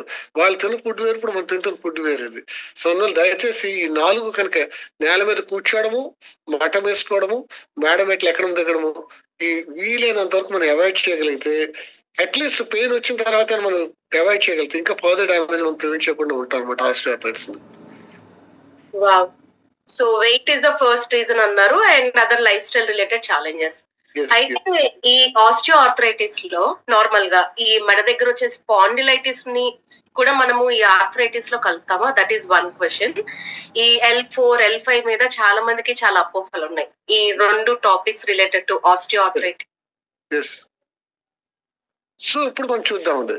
మీరు అడిగారు కదా, దీన్నే స్పాండిలైటిస్ అంటాం. స్పాండిలైటిస్ అంటే బోన్ దగ్గర 2 వెర్టిబ్రా మధ్య 2 సర్ఫేసెస్ మధ్యన మీ నీ జాయింట్ దగ్గర ఎలాగ వేరింటర్ వచ్చిందని చూపించాను.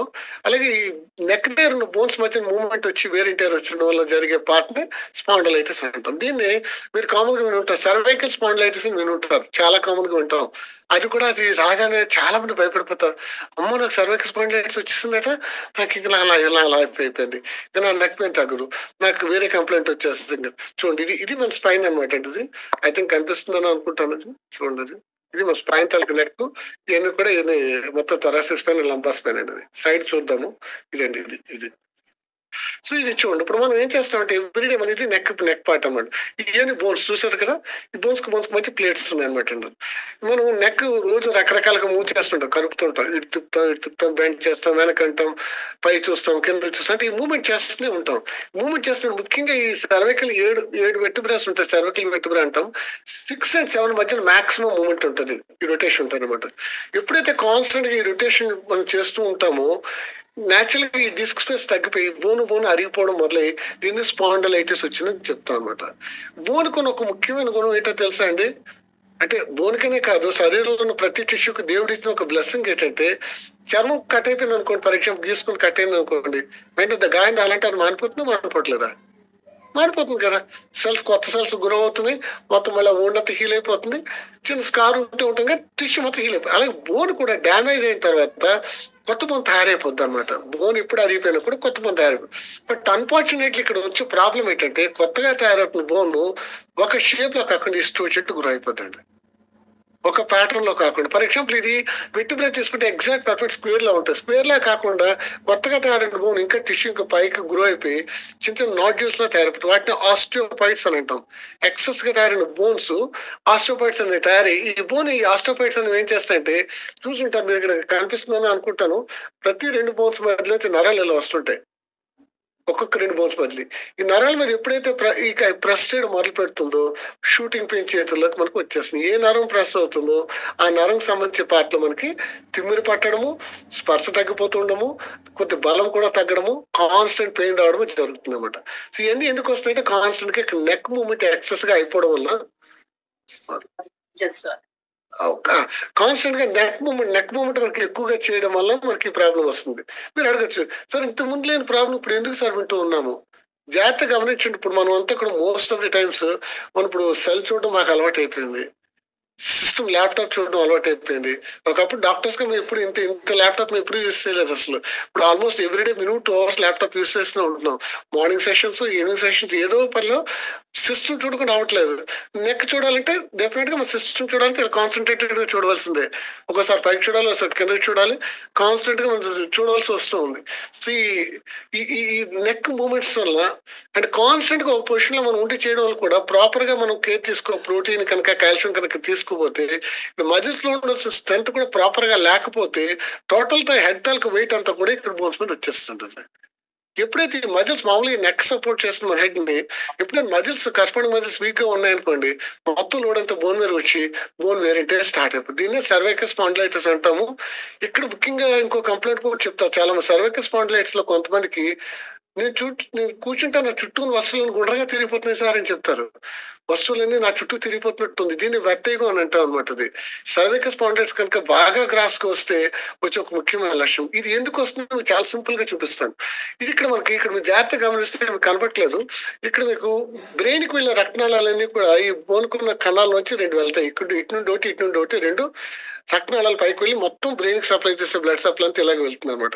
ఎప్పుడైనా సరే మన సర్వైకల్ స్పాండిలైటిస్ లో బోన్ అరిగిపోయిన తర్వాత మనం ఇలా మూవ్ చేసాం అనుకోండి, నెక్ ఇలా తిప్పాం అనుకోండి, ఎక్సెస్ గా అబ్నార్మల్ గా తయారైన బోన్ ఏం చేస్తుందంటే ఈ బ్లడ్ వెసల్ మీద ప్రెస్ చేయడం మొదలు పెడుతుంది, నొక్కేస్తుంది.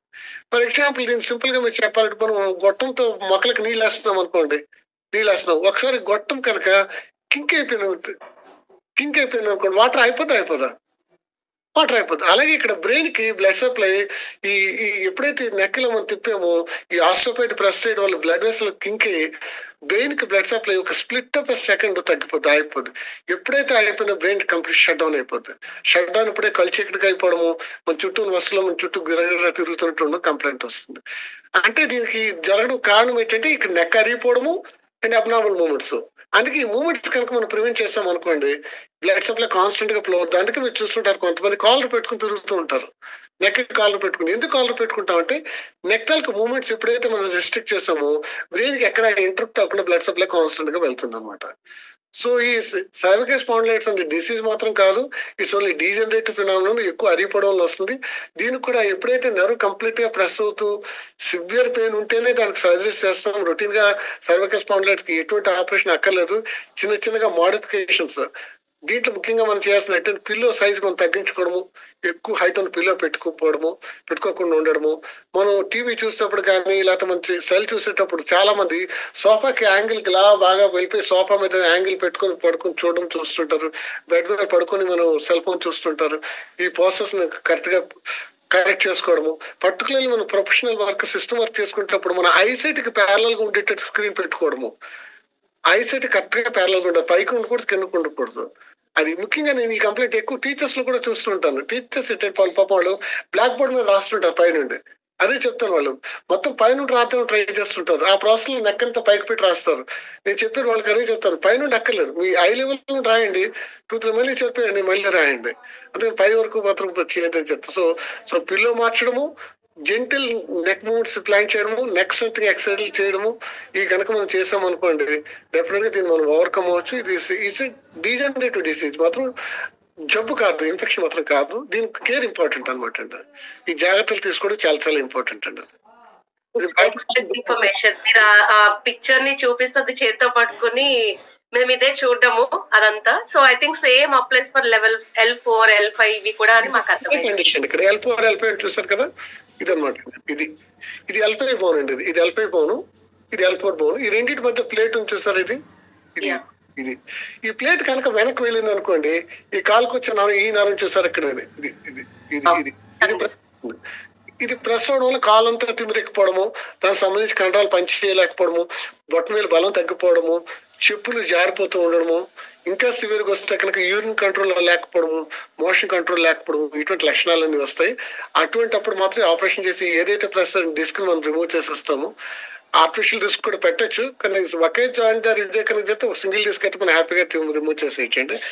ఇదే బోన్ కనుక అడిగితే లంబార్ స్పాండిలైటిస్ అంటాం. ఇదే చేంజెస్ ఇక్కడ ఎలా వచ్చి అదే చేంజెస్ ఇక్కడ లంబార్ స్పైన్ దగ్గర కూడా రావచ్చు, వాటి లంబార్ స్పాండిలైటిస్ అంటాం. దీనికి ఏంటంటే మనం కొన్ని చెప్తాం చూసారా, సడన్ గా బెండ్ అవడము, సడన్ గా ముందుకు ఒంగుండిపోవడము, లేకపోతే ఒంగుని పక్కకు తిరగడము, హెవీ వెయిట్స్ లిఫ్ట్ చేయడము, నేల మీద పడుకోకుండా ఉండడము, ఇటువంటి జాగ్రత్తలు తీసుకుంటూ బ్యాక్ సపోర్ట్, నడుముకు బెల్ట్ పెట్టుకుంటారు చూసారు కదా, చాలా మంది పెట్టుకుంటూ ఉంటారు. అటువంటి సపోర్ట్ ఇచ్చి లోకల్ గా కొంచెం సపోర్ట్ చేయడము, ముఖ్యంగా వెయిట్ తగ్గడము. లంబార్ స్పాండిలైటిస్ కూడా one of the most important wait ఏంటంటే, శరీరం బరువు ఎప్పుడైనా మనం పెరిగిపోయి అనుకోండి, మనం కూర్చున్నప్పుడు మొత్తం బాడీ వెయిట్ అంతా ఈ ఏరియాకి వస్తుంది. కాబట్టి బరువు తగ్గడం కూడా చాలా చాలా చాలా చాలా ఇంపార్టెంట్ అండి. సో నడు మజిల్స్ స్ట్రెంథెనింగ్ ఎక్సర్సైజెస్ చేయడము, ఇలా మనం చేసుకుంటే ఈ లంబార్ స్పాండిలైటిస్ అన్నా కూడా చాలా ఈజీగా మనం ఓవర్కమ్ అవ్వచ్చు అండి. ఇవన్నీ కూడా మోస్ట్లీ ట్రీటబుల్ కండిషన్సే, మనం భయపడాల్సింది అయితే ఏం కాదు అనమాట. కానీ మీరు బిఫోర్ దట్ మీరు చేయాలంటే డెఫినెట్ గా స్పెషలిస్ట్ కన్సల్టేషన్ తీసుకుని భయపడద్దు. నేను చెప్పేది, ఎవరైనా మీకు లంబార్ స్పాండిలైటిస్ ఉంది, సర్వైకల్ స్పాండిలైటిస్ ఉందన్న భయపడాల్సిందే కాదు. హ్యాపీగా సేఫ్ గా మనం దాని నుండి ఈజీగా బయటపడచ్చు.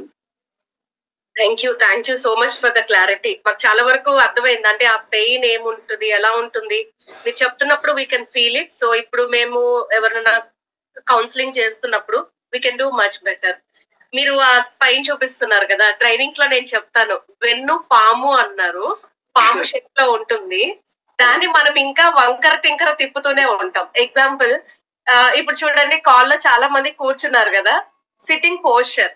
కొంతమంది మీరు చెప్పినట్టుగా స్క్రీన్ ఎదురుగా స్ట్రైట్ గా కూర్చున్నారు, కొంతమంది బెండ్ అయి చూస్తున్నారు, కొంతమంది ఇలా చూస్తున్నారు. కెమెరా ఆఫ్ చేసిన వాళ్ళు ఇలా పడుకుని కూడా విష్ణుమూర్తి రూపంలో చూస్తూ ఉండొచ్చు.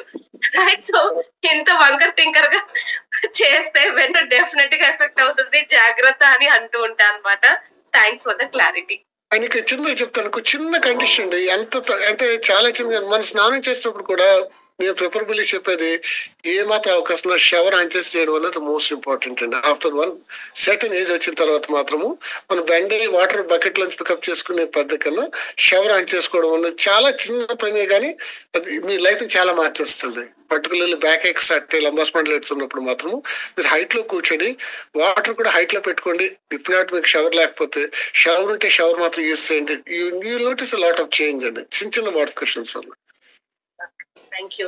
ఇప్పుడు మీరు ఇందాక చెప్పిన చాలా వాటిల్లో లైఫ్ స్టైల్ వల్ల ప్రాబ్లమ్స్ వచ్చాయి అన్నారు, అంటే ఈ ప్రాబ్లమ్స్ మేబీ ఫ్యామిలీ హిస్టరీ వల్ల కూడా వచ్చే అవకాశం ఉందంటారా? డెఫినెట్ గానండి, ఎందుకంటే ఫ్యామిలీ హిస్టరీ అనేది రెండు రకాలుగా పనిచేస్తుంది. మన జెనెటిక్ ప్రిడిస్పోజిషన్ అంటాం, మన జీన్సే మన అన్ని డిసైడ్ చేస్తాయి. మనం ఎలా ఉండాలి, మన హైట్ ఎంత ఉండాలి, వెయిట్ ఎంత ఉండాలి, మన ఫేషియల్ ఫీచర్స్ కానీ ఎవ్రీథింగ్ ఈజ్ మన డిసైడ్ అయిందంటే మన జీన్స్ మీద ఆధారపడి ఉంటారండి. ఈ జీన్స్ అనేవి మన పేరెంట్స్ నుండి వస్తాయి, అంతే కదా. అందుకే మనం చూస్తాం, కొంతమంది ఫేస్ చూడగానే వీళ్ళు మదర్ లా ఉన్నారు, వీళ్ళు ఫాదర్ లా ఉన్నారు, వీళ్ళు సన్ లాగా, వీళ్ళు సన్ కూడా. మా సన్ నన్ను చూస్తే మా అబ్బాయిని చూస్తే రోలాగా ఉంటుంది, అంత సన్నంగానే ఉంటాయి ఇద్దరు, ఎంత చిన్నలాగే ఉంటుంది. ఎందుకంటే జెనెటికల్, అది జెనెటిక్ ప్రిడిస్పోజిషన్ అది. సో అది ఈ జీన్స్ అనేవి మనం ఫ్యామిలీస్ లో రన్ అవుతుంటాయి. కాబట్టి సపోజ్ ఇప్పుడు మనం అలాగే జెనెటికల్ గానే చాలా మంది పాపం చాలా బాధేస్తుంటది, చాలా ఓవర్ వెయిట్ ఉంటారు పాపం, వాళ్ళు తిన్నది ఏమి ఉండదు, తిన్నది కూడా ఉండదు, కానీ ఎందుకు వెయిట్ పెరిగిపోతుంటే ఇట్స్ జెనెటిక్ ప్రిడిస్పోజిషన్ అనమాట. ఒకసారి వెయిట్ పెరిగితే ఆటోమేటిక్ గా న్యాచురల్ గా మిగతా మనం ఇప్పుడు అనుకో సీక్వెన్షియల్ గా అన్ని ప్రాబ్లమ్స్ రావచ్చు. అందులో డెఫినెట్ గా ఫెమిలియర్ హిస్టరీ ఉంటే కనుక మనకు ఆ ప్రాబ్లమ్స్ రావడానికి ఎక్కువ అవకాశం ఉంది. ఫర్ ఎగ్జాంపుల్ ఫ్యామిలీలో నీ జాయింట్ పెయిన్ ఉంది అనుకోండి, రావడానికి డెఫినెట్ గా అవకాశం ఉంది. ఎందుకంటే చాలా కండిషన్స్ లైక్ షుగర్, బీపీ అనేవి కూడా మనం జెనెటికల్ గానే వస్తాయి, పేరెంట్స్ నుండి వస్తాయి. సో ఆ కండిషన్స్ కూడా ప్రీడిస్పోజ్ కండిషన్స్ ఆర్థోపెడిక్ ప్రాబ్లమ్స్ అనమాట. సో కంబైన్డ్ గా కానీ కలెక్టివ్ గా ఎలా చూస్తున్నా కూడా genetic factors plays a major role in majority of orthopedic problems అండి. సో ఫ్యామిలీలో ఉంటాయి కాబట్టి మనం ముందు జాగ్రత్త పడి మనం కొన్ని ప్రికాషన్స్ తీసుకోగలం. జీన్స్ మనం ఆపలేం, కానీ మన ప్రికాషన్స్ తీసుకొని వాళ్ళకన్నా బెటర్ లైఫ్ స్టైల్ మనం ఉండడానికి చూడగలిగితే మాత్రం ఆ ఛాలెంజ్ మనం రాకుండా మనం బయటపడచ్చండి. అలాగే రెండోది ఆటోఇమ్యూన్ డిసీజ్ కూడా రన్స్ ఫ్యామిలీస్ లో వచ్చేస్తుంటారు. ఇక్కడ రుమటాయిడ్ ఆర్థరైటిస్ ఉంది, ఇట్ కెన్ కమ్ ఫ్యామిలీస్ లో చాలా మంది ఎఫెక్ట్ అవుతూ ఉంటారు. సో అందువల్ల ఫ్యామిలీస్ లో ఎవరికైనా ఉంటే కనుక ముందు జాగ్రత్తగా మనం కొన్ని జాయింట్స్ కోసం ఫ్రీక్వెంట్ గా మనం మానిటర్ చేసుకోవడము, ఏదైనా డౌట్స్ ఇమీడియట్ గా చేసి జాయింట్ ఈ డిసీజ్ ని జాయింట్ డ్యామేజ్ చేయకుండా అనేది వెరీ ఎర్లీ స్టేజ్ మనం ఆపిచ్చండి. ఇరాడికేట్ చేయలేం, కానీ నన్ను నొక్కు పెట్టి ఉంచేచ్చు అనమాట, ఫేక్ బిస్కెట్స్ ఉంచేచ్చు మనం, అది మళ్ళీ బయటకు రాకుండా. అలా చేయడం చాలా అవకాశం ఉంది. కాబట్టి ఫ్యామిలీలో ఎవరికైనా హిస్టరీ ఉంటే కనుక మనం ముందే జాగ్రత్త పడడం బెటర్. పర్టికులర్లీ ఆఫ్టర్ 30 years తర్వాత మాత్రం డెఫినెట్ గా మనం జాగ్రత్త తీసుకోవాల్సి ఉంటుందండి. అది నేను అడగాలనుకోలేదు కానీ ఈ క్వశ్చన్స్, బట్ ఇక్కడ ఉన్నటువంటి ఆడియన్స్ ని, అక్కడ ఉన్న క్వశ్చన్స్ ని బట్టి 1 or 2 అడగాలనుకుంటున్నాను. ప్రెగ్నెంట్ ఉమెన్ గురించి మాట్లాడితే, సో ఈ ప్రెగ్నెంట్ ఉమెన్ లో ఈ బేబీకి బోన్స్ డెవలప్మెంట్ అనేది చాలా ఇంపార్టెంట్. అసలు ప్రెగ్నెంట్ ఉమెన్ ఎలాంటి జాగ్రత్తలు తీసుకోవాలి, తనకి తన బేబీకి ఎలాగా, ఏ మంత్ నుంచి కాల్షియం అనేది ఇంపార్టెంట్, ప్రెగ్నెంట్ ఉమెన్ సప్లిమెంటేషన్ తీసుకుంటే ఏమైనా తీసుకోవచ్చా లేదా? సో ప్రెగ్నెంట్ ఉమెన్ గురించి అండ్ లాక్టేటింగ్ కూడా, బికాస్ లాట్ ఆఫ్ పీపుల్ నా దగ్గరకు వచ్చి అడిగేది ఏంటి అంటే, మేడం ఇప్పుడు డెలివరీ అయిపోయింది, ఇప్పుడు కూడా ఐరన్ కాల్షియం తీసుకోవాలా అంటారు. లేదండి, తీసుకోవాల్సిందే కంపల్సరీ అని చెప్తూ ఉంటాము. బట్ మీ నుంచి pregnant women and calcium importance. నేనైతే ఇంకొక స్టెప్ హైడ్ చెప్తానండి. మీరు కన్సీవ్ అవుదామని ప్లాన్ చేసిన దగ్గర నుండి కేర్ఫుల్ గా మానిటర్ చేయండి అని చెప్తాను నేను. అప్పటి నుండి సప్లిమెంటేషన్ తీసుకొని స్టార్ట్ చేయండి. ఎందుకంటే మదర్ హెల్త్ బాగుంటే బేబీ తల్కి హెల్త్ బాగుంటుంది. అది బేసిక్ కాన్సెప్ట్. మదరే స్టార్టింగ్ అయితే సిగ్గా ఉండి కన్సీవ్ అయిన తర్వాత బేబీ తల్కి డెవలప్మెంట్ ఎలా ఉంటుందో ఆలోచించండి. సో మనం చెప్తాం కదా, మనం దాహం వేసినప్పుడు నుయ్యి తవ్వుకోవడం కన్నా ముందు జాగ్రత్తగా నువ్వు తవ్వించుకుంటే ఎంత బెటర్ అన్నదో, మీరు ప్రెగ్నెన్సీ ప్లాన్ చేసుకుందాం కన్సీవ్ అవుదాం అనుకున్నప్పుడు ముందు నుండే మదర్కి ఐరన్ లెవెల్స్ చూసుకోండి, కాల్షియం లెవెల్స్ ఎలా ఉండేటట్టు చూసుకోండి అని చెప్పి సప్లిమెంటేషన్ ముందే స్టార్ట్ చేయడం నేనైతే ముందే చెప్తానండి. ప్రెగ్నెన్సీ రాకుండానే చెప్తాను నేను ముందు. So and throughout the pregnancy, దీనికి ప్రెగ్నెన్సీలో 3 months తర్వాత తీసుకోవాలా, 2 months తర్వాత తీసుకోవాలా, 1 month తర్వాత కాదు, ఫ్రమ్ డే 1 దగ్గర నుండి లాక్టేషన్ అయ్యే పీరియడ్ వరకు కూడా రెగ్యులర్ గా కాన్స్టెంట్ గా కాల్షియం వేసుకుని తినవలసిందే. ఎందుకంటే మిల్క్ అది తీసుకుంటారు, కొన్ని సప్లిమెంటేషన్ తీసుకున్నా కూడా సప్లిమెంటేషన్ అంటే మాత్రం మస్ట్ అండి, particularly protein and this calcium tablet. And we suggest, అంటే నాకు సంబంధించిన సబ్జెక్ట్ కాకపోయినా కూడా నేను omega-3 fatty acids, salmon omega కూడా నేను 100% సజెస్ట్ చేస్తాను. ఎందుకంటే brain and spinal cord development కి omega-3 fatty acids are most essential అండి. మీరు చెప్తే నంబర్, మా క్లినికల్ ఎక్స్పీరియన్స్ లో చూసాము. ఒమేగా ఫ్రమ్ డే 1 దగ్గర వాడిన వాళ్ళ పిల్లలు పుట్టిన పీపుల్ బేబీస్ ఎంత హెల్దీగా పుట్టారు, ఎంత షార్ప్ గా పుట్టారు, ఎంత ఇంటెలిజెంట్ గా పుట్టారు. మా డాక్టర్స్ కొలీగ్స్ లోనే ఉన్నారు వాళ్ళు. సో మన omega-3 fatty salmon omega day 1 దగ్గర నుండి వాడిన వాళ్ళు conceive throughout the journey, delivery time అంతా వేసుకున్న తర్వాత వాళ్ళ పిల్లలు చాలా హెల్దీగా పుట్టారండి. సో వాళ్ళు is a must and is a must, it's a mandatory. Unless ఏదో కిడ్నీ స్టోన్ ఉందని తప్పించి, లేకపోతే కిడ్నీ డిసీజ్ ఉందని డాక్టర్ చెప్తే తప్పించి, ఇట్స్ ఎ మ్యాండేటరీ అండి, mandatory. Thanks for that. And women లో ఇంకొక చాలా ఇంపార్టెంట్ వాళ్ళు ఏంటి అంటే, మెనోపాజ్ లో ఉండేవాళ్ళు లేదా పోస్ట్ మెనోపాజ్ లో ఉండేవాళ్ళు. మేబీ నేను ఏం చెప్తానంటే ట్రైనింగ్ లో ఇలాగే చెప్తాను. మేబీ నాకు తెలుసు తెలియకపోవచ్చు, నేను సర్టెన్ ఏజ్ కి వచ్చా, కానీ ఫ్యూచర్ లో I go to menopause and post menopause. ఇప్పటి నుంచి జాగ్రత్త పడితే ఆ స్టేజ్ కి వెళ్ళేటప్పటికి బాగుంటామని. ఈ ఈస్ట్రోజన్ తగ్గడం వల్ల మేజర్ ఛాలెంజెస్ వస్తాయి కదా. ఈ ఈస్ట్రోజన్ అండ్ ఈ మెనోపాజ్ లో ఉండే వాళ్ళు అసలు ఎందుకు కాల్షియం తీసుకోవాలి? బై ఒకటి ఏంటంటే, ఫస్ట్ ఆఫ్ ఆల్ ఏంటంటే బోన్ తాలూకా రిసార్ప్షన్ అంటామండి.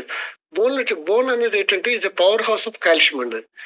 అంటే మన ఇంట్లో చూసారా, మనం ఏం చేస్తాం, 100 కేజీలు కొనుక్కున్నాం అనుకోండి, స్టోర్ లో పెట్టుకుని కొంత మన అవసరానికి తీసుకుంటూ ఉంటాం.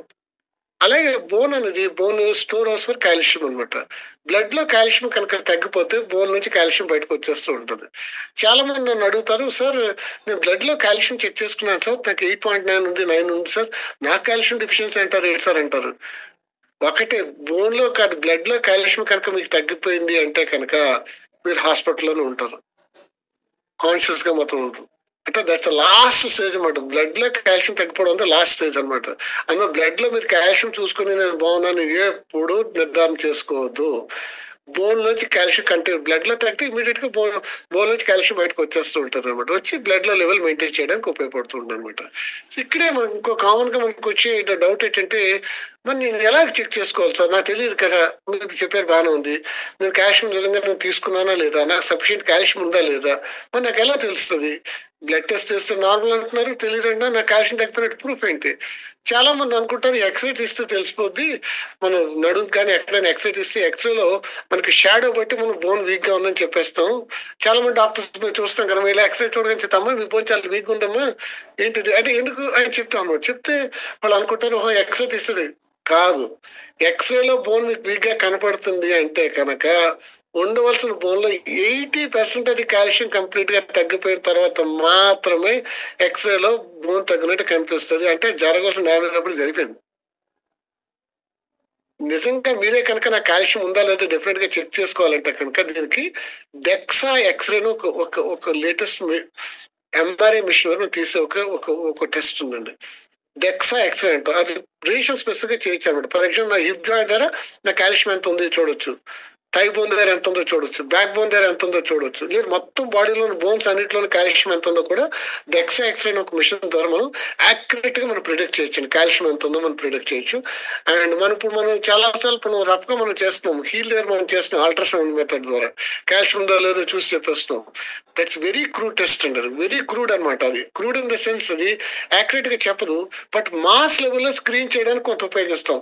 అంటే ఎంత ఉందో డెఫిషియన్సీ చెప్పదు, కానీ ఓ డెఫిషియెంట్ గా ఉంది అన్న వరకు మాత్రమే తీసుకోవచ్చు. కానీ యాక్యురేట్ గా ఎంత తగ్గింది ఏంటి అని మాత్రం మన అల్ట్రాసౌండ్ ద్వారా అయితే మాత్రం డిపెండ్ అయ్యేది కాదు. మన డౌట్ వస్తే కనుక డెక్సా ఎక్స్రే అనేది మాత్రం తీసుకుంటే కనుక డెఫినెట్ గా ఎంత స్ట్రెంత్ ఉంది బోను, ఎంత తగ్గిపోయినా మనం క్లియర్ గా అసెస్ చేయొచ్చు. మనం చెప్పినారు కదండి, ఒకటే విమెన్ అసలు మీరు ఆలోచించొద్దు దయచేసి, make it a mandatory. Post మెనోపాజ్లో నేను ఉంటే వేసుకుంటాను అక్కర్లేదు. మన అంత కాల్షియం ఎక్కువైపోయి అంత మాత్రం మనం డెఫినెట్ గా మన డైట్ లో ఎప్పుడూ తీసుకోము. మనం తీసుకున్న 500 mg తో ఎంత కాల్షియం చేరిపోయి అంత చేయలేదు. కానీ స్పెసిఫిక్ కొన్ని కండిషన్స్ చెప్పాను కదా మీకు, లివర్ డిసీజ్ కంటే క్రానిక్ లివర్ డిసీజ్ లో కానీ, క్రానిక్ కిడ్నీ డిసీజ్ లో కానీ, కిడ్నీ స్టోన్ ఉన్న kidney disease, chronic renal failure అంటాము, అటువంటి అప్పుడు మాత్రం అటువంటి దాంట్లో కూడా కొన్ని కండిషన్ లో కాల్షియం కంపల్సరీ ఇచ్చి తీరాలి. కొన్నిటికి అది మీరు జడ్జ్ చేయలేరు కాబట్టి ఫిజిషియన్ అడ్వైజ్ మాత్రం డెఫినెట్ గా తీసుకోవాలని. సో మెనోపాజ్ తో సంబంధం లేకుండా కూడా కాల్షియం రెగ్యులర్ గా వాడుకోవడం ఎప్పుడు మంచిదండి ఆడవాళ్ళకి మాత్రం. ఎందుకంటే ఫ్రాక్చర్స్ అనేవి particularly lower end of radius అంటే ఈ ఫ్రాక్చర్ విమెన్ లో వెరీ వెరీ కామన్ అండి. మెన్ తో కంపేర్ చేస్తే ఆడవాళ్ళ చాలా కామన్ విరిగిపోద్ది. ఇక్కడ ఈ బోన్ చాలా వీక్ ఉంటుంది, రెండో జిప్ జాయింట్ కూడా, ఈ రెండు చాలా ప్రోన్ ఏరియాస్ ఫ్రాక్చర్స్ అనమాట. ఈ రెండు చాలా డెలికేట్ గా అయిపోతాయి విమెన్ లో, పర్టికులర్ పోస్ట్ మెనోపాజ్ లో. ఒక్కసారి అక్కడ కనుక ఫ్రాక్చర్ అయితే మేజర్ గా మనం సర్జరీ చేయాల్సిందే. You'll be landing lot of complications. ఎందుకు మనం కోర్తించుకోవడం, సింపుల్ గా టాబ్లెట్ వేసుకుంటూ పోయేదానికి అది. సో డెఫినెట్ గా అండి వేసుకోవడం మంచిదండి అది. థ్యాంక్స్ అండి, థ్యాంక్ యూ. వన్ మోర్ ఏంటి అంటే స్మోకింగ్, ఆల్కహాల్. నాకు ఏమి అలవాట్లు లేవు, ఉన్న వాళ్ళు ఎలాగో బోన్ ఎఫెక్ట్ అవుతుంది, నాకు ఏం అలవాట్లు లేవు. ఫాస్ట్ ఫుడ్స్ తింటారు బాగా. సో ఇవన్నీ ఏ విధంగా బోన్ ప్రాబ్లమ్స్ కి కారణాలు అవుతాయి? చూసాం కదా ఇప్పుడు మనం అక్కడ మన బై డెఫినేషన్ మనకు తెలిసిపోతుంది. మనం ఏం చెప్తున్నాం, 4 pillars ఆఫ్ ఆప్టిమల్ హెల్త్ అని చెప్తున్నాం. 4 pillars of optimal health. First pillar, major pillar ఏంటి, proper balanced well balanced diet తీసుకోమంటున్నాం. నిజంగా మరి జంక్ ఫుడ్ తినేస్తే మీరు ప్రపోర్షనేట్ గా న్యూట్రిషియస్ ఫుడ్ ఏం తింటూ ఉన్నారు? మీ దాంట్లో మీ డైట్ లో మినరల్స్ ఉన్నాయో, కార్బోహైడ్రేట్ కంటెంట్ ఉన్నా సరే, ప్రోటీన్ ఎంత వెళ్ళింది, ఫ్యాట్ ఎంత వెళ్ళింది, విటమిన్స్ ఎంత ఉన్నాయి, మైక్రో న్యూట్రియన్స్ ఎంత ఉన్నాయి, లేవు కదా. మరి డెఫినెట్ గా ల్యాండింగ్ ఇన్ కాంప్లికేషన్స్, అంటే డిఫిషియన్సీస్ వచ్చేస్తూ ఉన్నాయి. డిఫిషియన్సీస్ వల్ల ఆటోమేటిక్గా డిసీజ్ వచ్చేస్తాను. వేరే చెప్పక్కర్లేదు. ఆల్కహాల్ ఎక్కువ కన్జ్యూమ్ చేశారు అనుకోండి, మీరు ఫుడ్ తినడం మానేస్తారు. ఇప్పుడు తింటే నాన్ వెజ్ తినేస్తారు, మేబీ తింటే కొంత ప్రోటీన్ తింటారు, మైక్రోన్యూట్రియన్స్ అన్ని డ్యామేజ్ అయిపోతూ ఉన్నాయి. అండ్ అదే కాకుండా ఇండైరెక్ట్ ఎఫెక్ట్ ఆఫ్ ఆల్కహాల్ వల్ల మీకు కిడ్నీ మీద ఎఫెక్ట్ చూపిస్తుంది, లివర్ మీద ఎఫెక్ట్ చూపిస్తుంది, సో దట్ అంతకల్ ఇంటెస్టైన్ మీద కూడా ఎఫెక్ట్ చూపిస్తుంది. టోటల్ అబ్జార్ప్షన్ తేడా వచ్చేస్తుంది, మీరు తీసుకున్న కూడా అబ్జార్ప్షన్ ఉండదు. సో మైక్రో న్యూట్రియన్స్ మీద ఫోకస్ అయిపోతే డెఫినెట్ గా will be landing in complications. So direct గా అది ఎఫెక్ట్ చేయకపోయినా కూడా ఇండైరెక్ట్ గా అట్ ఎవ్రీ స్టేజ్ ఈ హ్యాబిట్స్ అన్న మాత్రం ఎప్పుడు మంచిది కాదండి. ఇప్పటికీ మానుకోలేకపోతే డెఫినెట్ గా should be constant balanced diet మనం రెగ్యులర్ గా చూసుకుంటూ ఆ డెఫిషియన్సీస్ మేకప్ చేయడానికి కాన్స్టెంట్ గా మనం సప్లిమెంట్స్ బ్యాకప్ మాత్రం తీసుకోవాల్సిందే. దాంట్లో సెకండ్ ఆప్షన్ లేదండి, ఖచ్చితంగా సెకండ్ ఆప్షన్ లేదు, నో సెకండ్ థాట్ అండి. అండ్ అలాగే ఆల్కహాల్ ఇంకోటి ఏంటంటే పర్టికులర్లీ గౌట్ పేషెంట్స్ డెఫినెట్ గా ఆల్కహాల్ కనుక తీసుకుంటే ఇమ్మీడియట్ గా వాళ్ళు జాయింట్ పెయిన్ వచ్చి కండిషన్ అగ్రవేట్ అవడానికి కండిషన్ అనమాట అండి. ఈ గౌట్ అనేది చాలా భయంకరమైన ప్రాబ్లం అండి. సడన్ గా రాత్రి కాలర్ బొటనవేలు జాయింట్ వాచిపోయి సివియర్ ఎక్స్క్రూషియేటింగ్ పెయిన్, ఆ పెయిన్ మాటల్లో చెప్పలేము. నాకు కొంతమంది పేషెంట్లు మర్నాడు క్లినిక్ వచ్చి, సార్ నాకు బొటనవేలు ఆపరేషన్ చేసి తీసేయండి సార్, నేను బర్రెట్లో పోతున్నాను చెప్పిన పేషెంట్స్ చాలా మంది ఉన్నారు. అంటే మీరు you can guess the grade of the pain. అంత సివియర్ పెయిన్ ఉంటుంది అనమాట ఎక్యూట్ గౌట్ అనేది.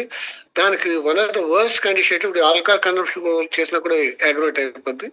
దానికి డైట్ చాలా ఇంపార్టెంట్ అండి. డైట్ లో కొన్ని ఖచ్చితంగా మనం అవాయిడ్ చేయాల్సి వస్తుంది అనమాట.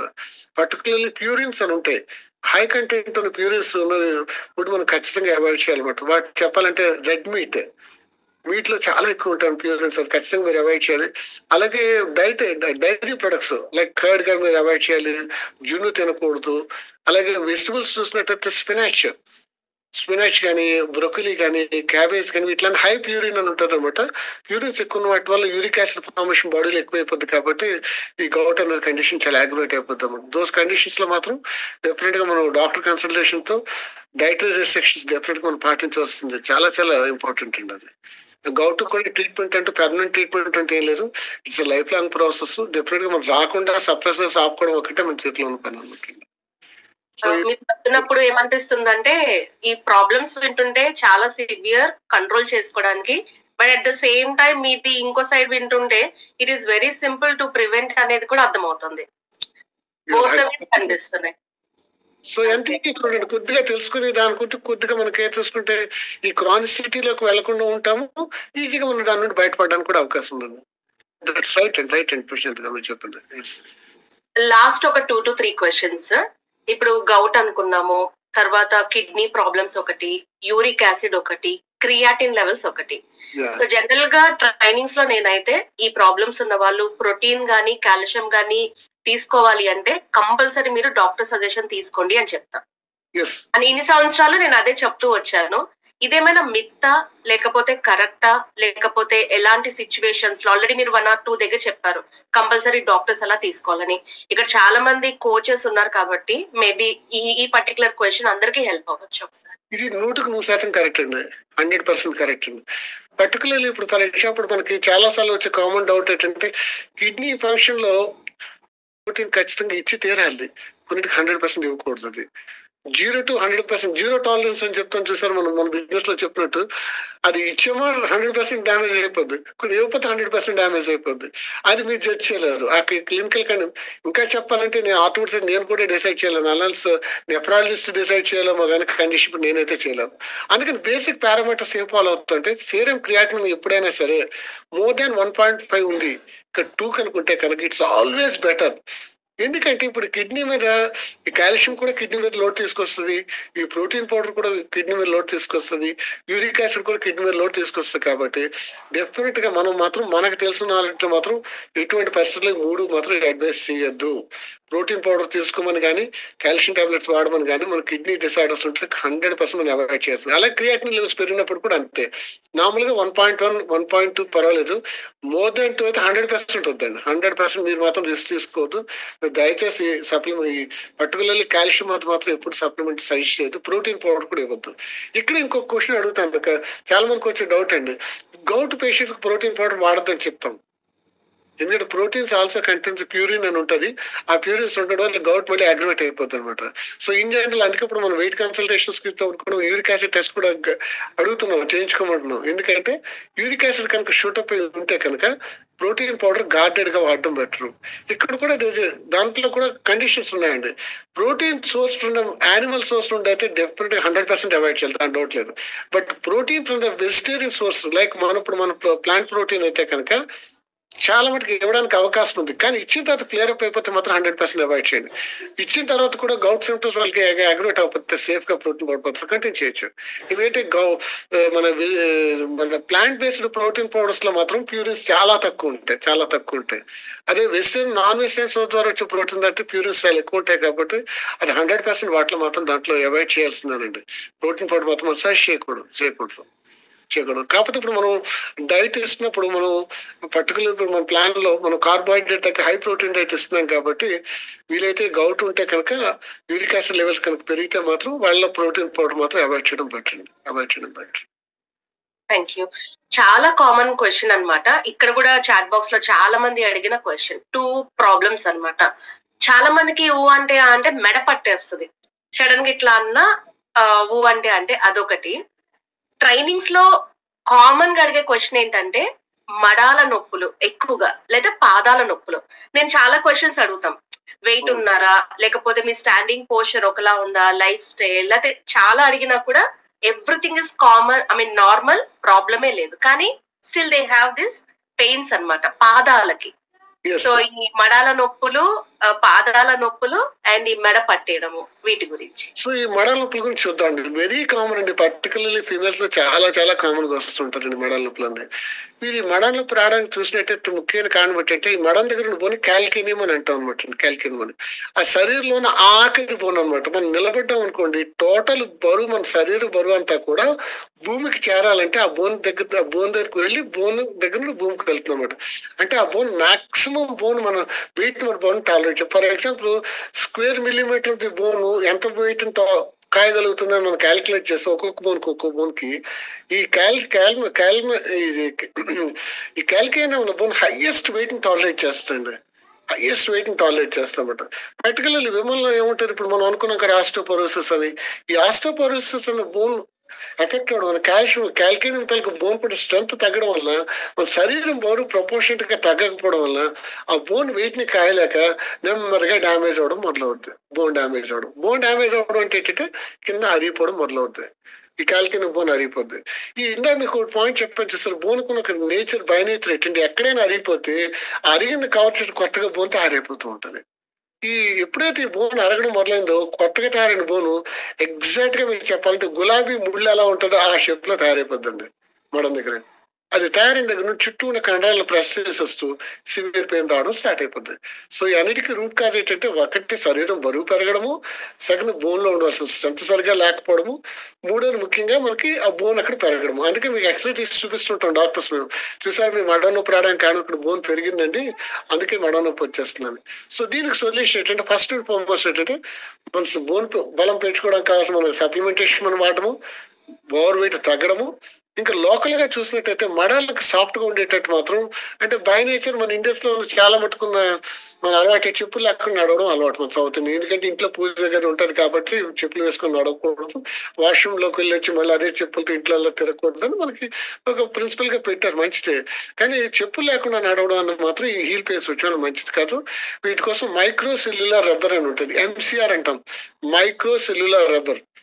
ఆ రబ్బర్తో తయారు చేసిన చెప్పులు కనుక మనం వేసుకోగలిగితే హీల్ పెయిన్ చాలా మటుకు తగ్గిపోతుంది, పెయిన్ తగ్గిపోద్ది. కానీ పెరిగిన బోన్ మాత్రం అలాగే ఉండదు, బోన్ మాత్రం నార్మల్ అవుతుంది. ఒక్కసారి బోన్ పెరిగింది అలాగే ఉండిపోద్ది, కాకపోతే అది ప్రెస్ చేయడము చుట్టూ ఉండే టిష్యూ మీద ప్రెషర్ తగ్గుద్ది కాబట్టి మనం కంఫర్టబుల్ గా నడవగలుగుతాం అనమాట. అంటే బోన్ మాత్రం అలాగే ఉండిపోద్ది. ఈ MCR చెప్పాల్సినవి మనం మంచం మీద పడుకున్నప్పుడు తప్పించి కాలు భూమి మీద పెట్టిన ప్రతిసారి ఉండాలి. చాలా మంది అడుగుతారు, సార్ నేను బయటకు వెళ్ళేటప్పుడు వేసుకుంటున్నాను సార్, ఇంట్లో బయట కాదు, నేను రాత్రి వేసుకుని సార్, ఉదయం రాత్రి కాదు, ఉదయమైనా రాత్రి అయినా ఇంట్లో అయినా బయట అయినా కాలు నేల మీద ఎప్పుడైనా పెట్టామంటే అప్పుడు MCR చెప్పాల్సి ఉండవలసిందే. సో దీంతో పాటు చిన్న రెమెడీ మనం చేయొచ్చు. కొద్దిగా గోరువెచ్చని నీళ్ళు తీసుకుని దాంట్లో సాల్ట్ వేసి మొత్తం పాదం అంతా మురిగేటట్టు 5-10 minutes పాదం ఉంచి మనం పెడిక్యూరింగ్ చేస్తుంటారు కదా, అలాగే ఆ టైప్ లో మన పాదాలు పెట్టుకున్నప్పుడు మన పెయిన్ రిలీఫ్ వచ్చేస్తూ ఉంటుంది. ఇంకా తగ్గకపోతే అక్కడ ఇంజెక్షన్ కూడా చేస్తాము. ఎక్స్ట్రీమ్లీ రేర్ కేసెస్ లో పెరిగిన బోన్ ఆపరేట్ చేసి తీసేస్తాం. ఇది నేను మొత్తం నా ఎంటైర్ 30 years ఆఫ్ సర్వీస్ లో నేను ఒక్క కేసు కూడా చేసిన అవసరం రాలేదు, thousands of కేసెస్ చూస్తుంటాం. కానీ సో ఈ ప్రికాషన్స్ వెయిట్ కంట్రోల్ చేసుకోవడము, చెప్పల్స్ మోడిఫై చేసుకోవడము, చిన్నగా మనం హాట్ వాటర్ పెట్టి చేసుకోవడము, తర్వాత ఇలా చేసుకుంటే డెఫినెట్ గా మనం దీన్ని ఓవర్కమ్ అవ్వచ్చు. And coming to the neck pain, ఇందాక మనం అనుకున్నా కదండి, నెక్ పెయిన్ రావడానికి ముఖ్యమైన కారణం ఏంటంటే బ్యాడ్ ప్రాసెస్ సరిగా ఉండకపోవడము. ఇప్పుడు మీరు చూస్తున్నారు లేదా, నాకు కొన్ని చూస్తుంటే అనిపిస్తుంది, కొంతమంది వంట చేస్తూ కూడా పుస్తకం పట్టుకుని చూస్తుంటారు, సెల్ పట్టుకుని చూసేస్తుంటారు, ఇటు కలుపుతుంటారు, ఇటు చూస్తుంటారు. అంటే రాంగ్ పోస్టర్ అది. బాడీ ఇటు ఉంటుంది, నెక్ ఇటు ఉంటుంది, లేకపోతే కింద చూస్తుంటారు.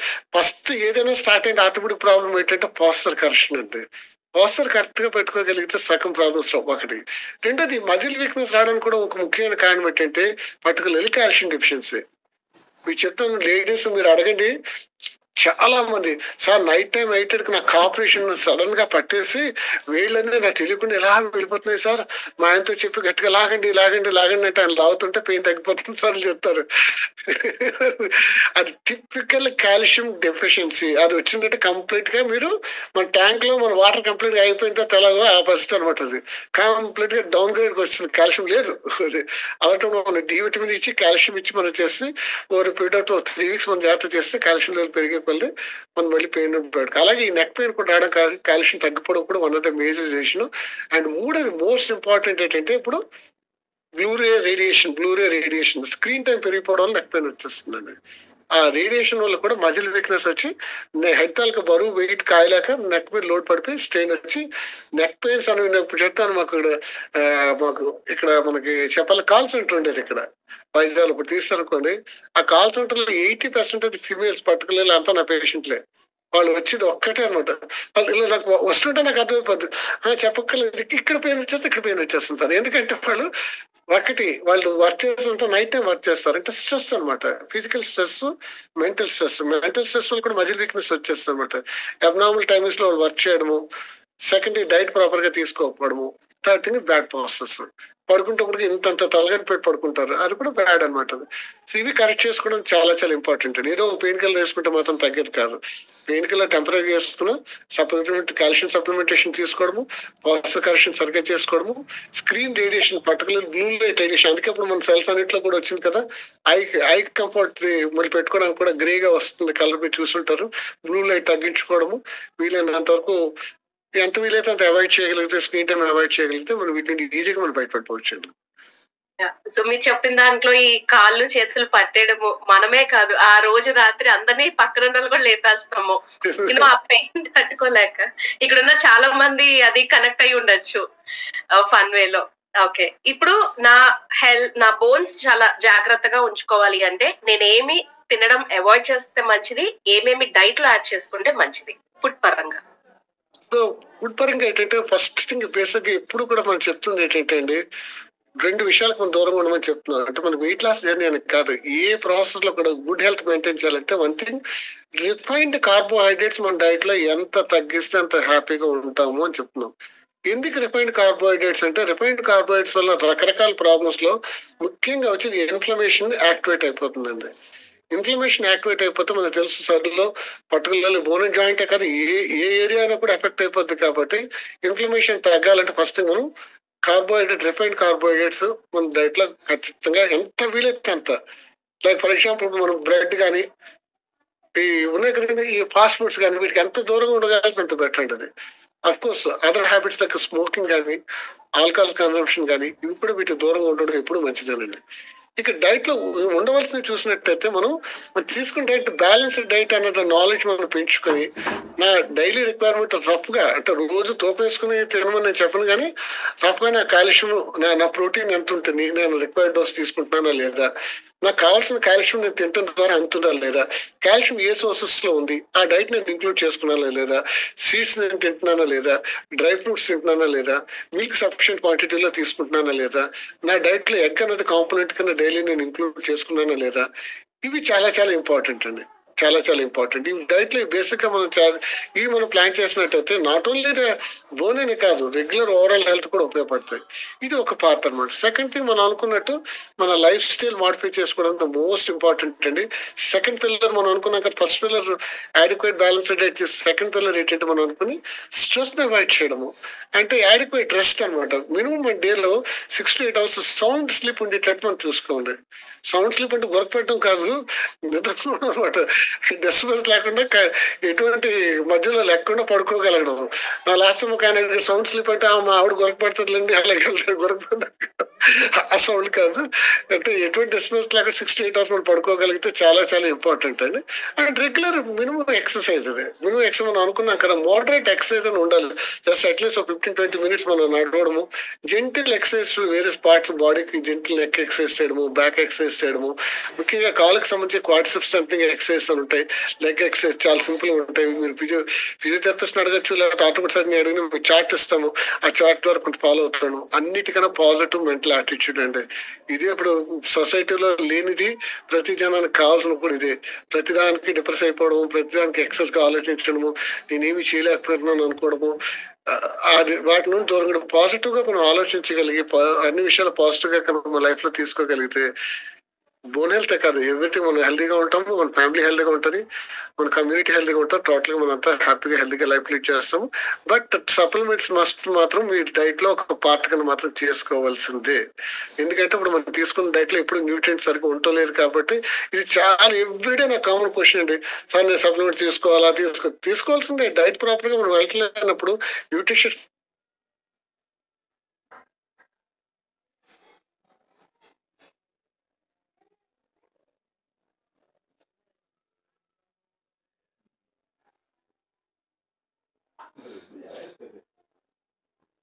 అండ్ సప్లిమెంటరీ విషయానికి వస్తే లాస్ట్ లో నేను యాడ్ చేసిన గ్లూకోజ్ మన HCl అండి. నీ జాయింట్ పెయిన్స్ కి ఆస్టియోఆర్థరైటిస్ అని చెప్పి మనం అనుకున్నాం కదా, మైల్డ్ గానే ఉన్నప్పుడే తొందరగానే నీ జాయింట్ పెయిన్ స్టార్ట్ అయిన ఎర్లీగానే మీరు గ్లూకోజ్ మన HCl మనము అట్లీస్ట్ 6 months కి ఒక కోర్స్ కింద అయినా మనం వేసుకోగలిగి ఉంటే కనుక ఫర్దర్ డిజనరేషన్ చాలా కాలం మనం ప్రొలాంగ్ చేయొచ్చు అండి, చాలా కాలం ప్రొలాంగ్ చేయొచ్చు. దాంతో మన లైఫ్ స్టైల్ కూడా మాడిఫై చేసుకుంటే అసలు యాక్చువల్ గా మనం నీ రీప్లేస్మెంట్ అవ్వాల్సిన అవసరమే లేదు. Absolutely there is no need for it. కొద్దిగా మనం వెయిట్ కంట్రోల్ చేసుకుంటూ నీ జాయింట్ పెయిన్ స్టార్ట్ అయిన దగ్గర నుండి మనం గ్లూకోజ్ HCl టాబ్లెట్స్ మనం వాడుకుంటూ ప్రాపర్ గా ప్రోటీన్ కూడా దాన్ని బ్యాకప్ ఇచ్చి రెగ్యులర్ గా మోడరేట్ ఎక్సర్సైజ్ చేసుకుంటే చాలా కంఫర్టబుల్. చిన్న చిన్న ఎక్సర్సైజ్ చేస్తే మన లైఫ్ అనేది మనకు రీప్లేస్మెంట్ మన జీవితంలో లేకుండా కూడా మనం హ్యాపీగా మనం బయటపడచ్చు.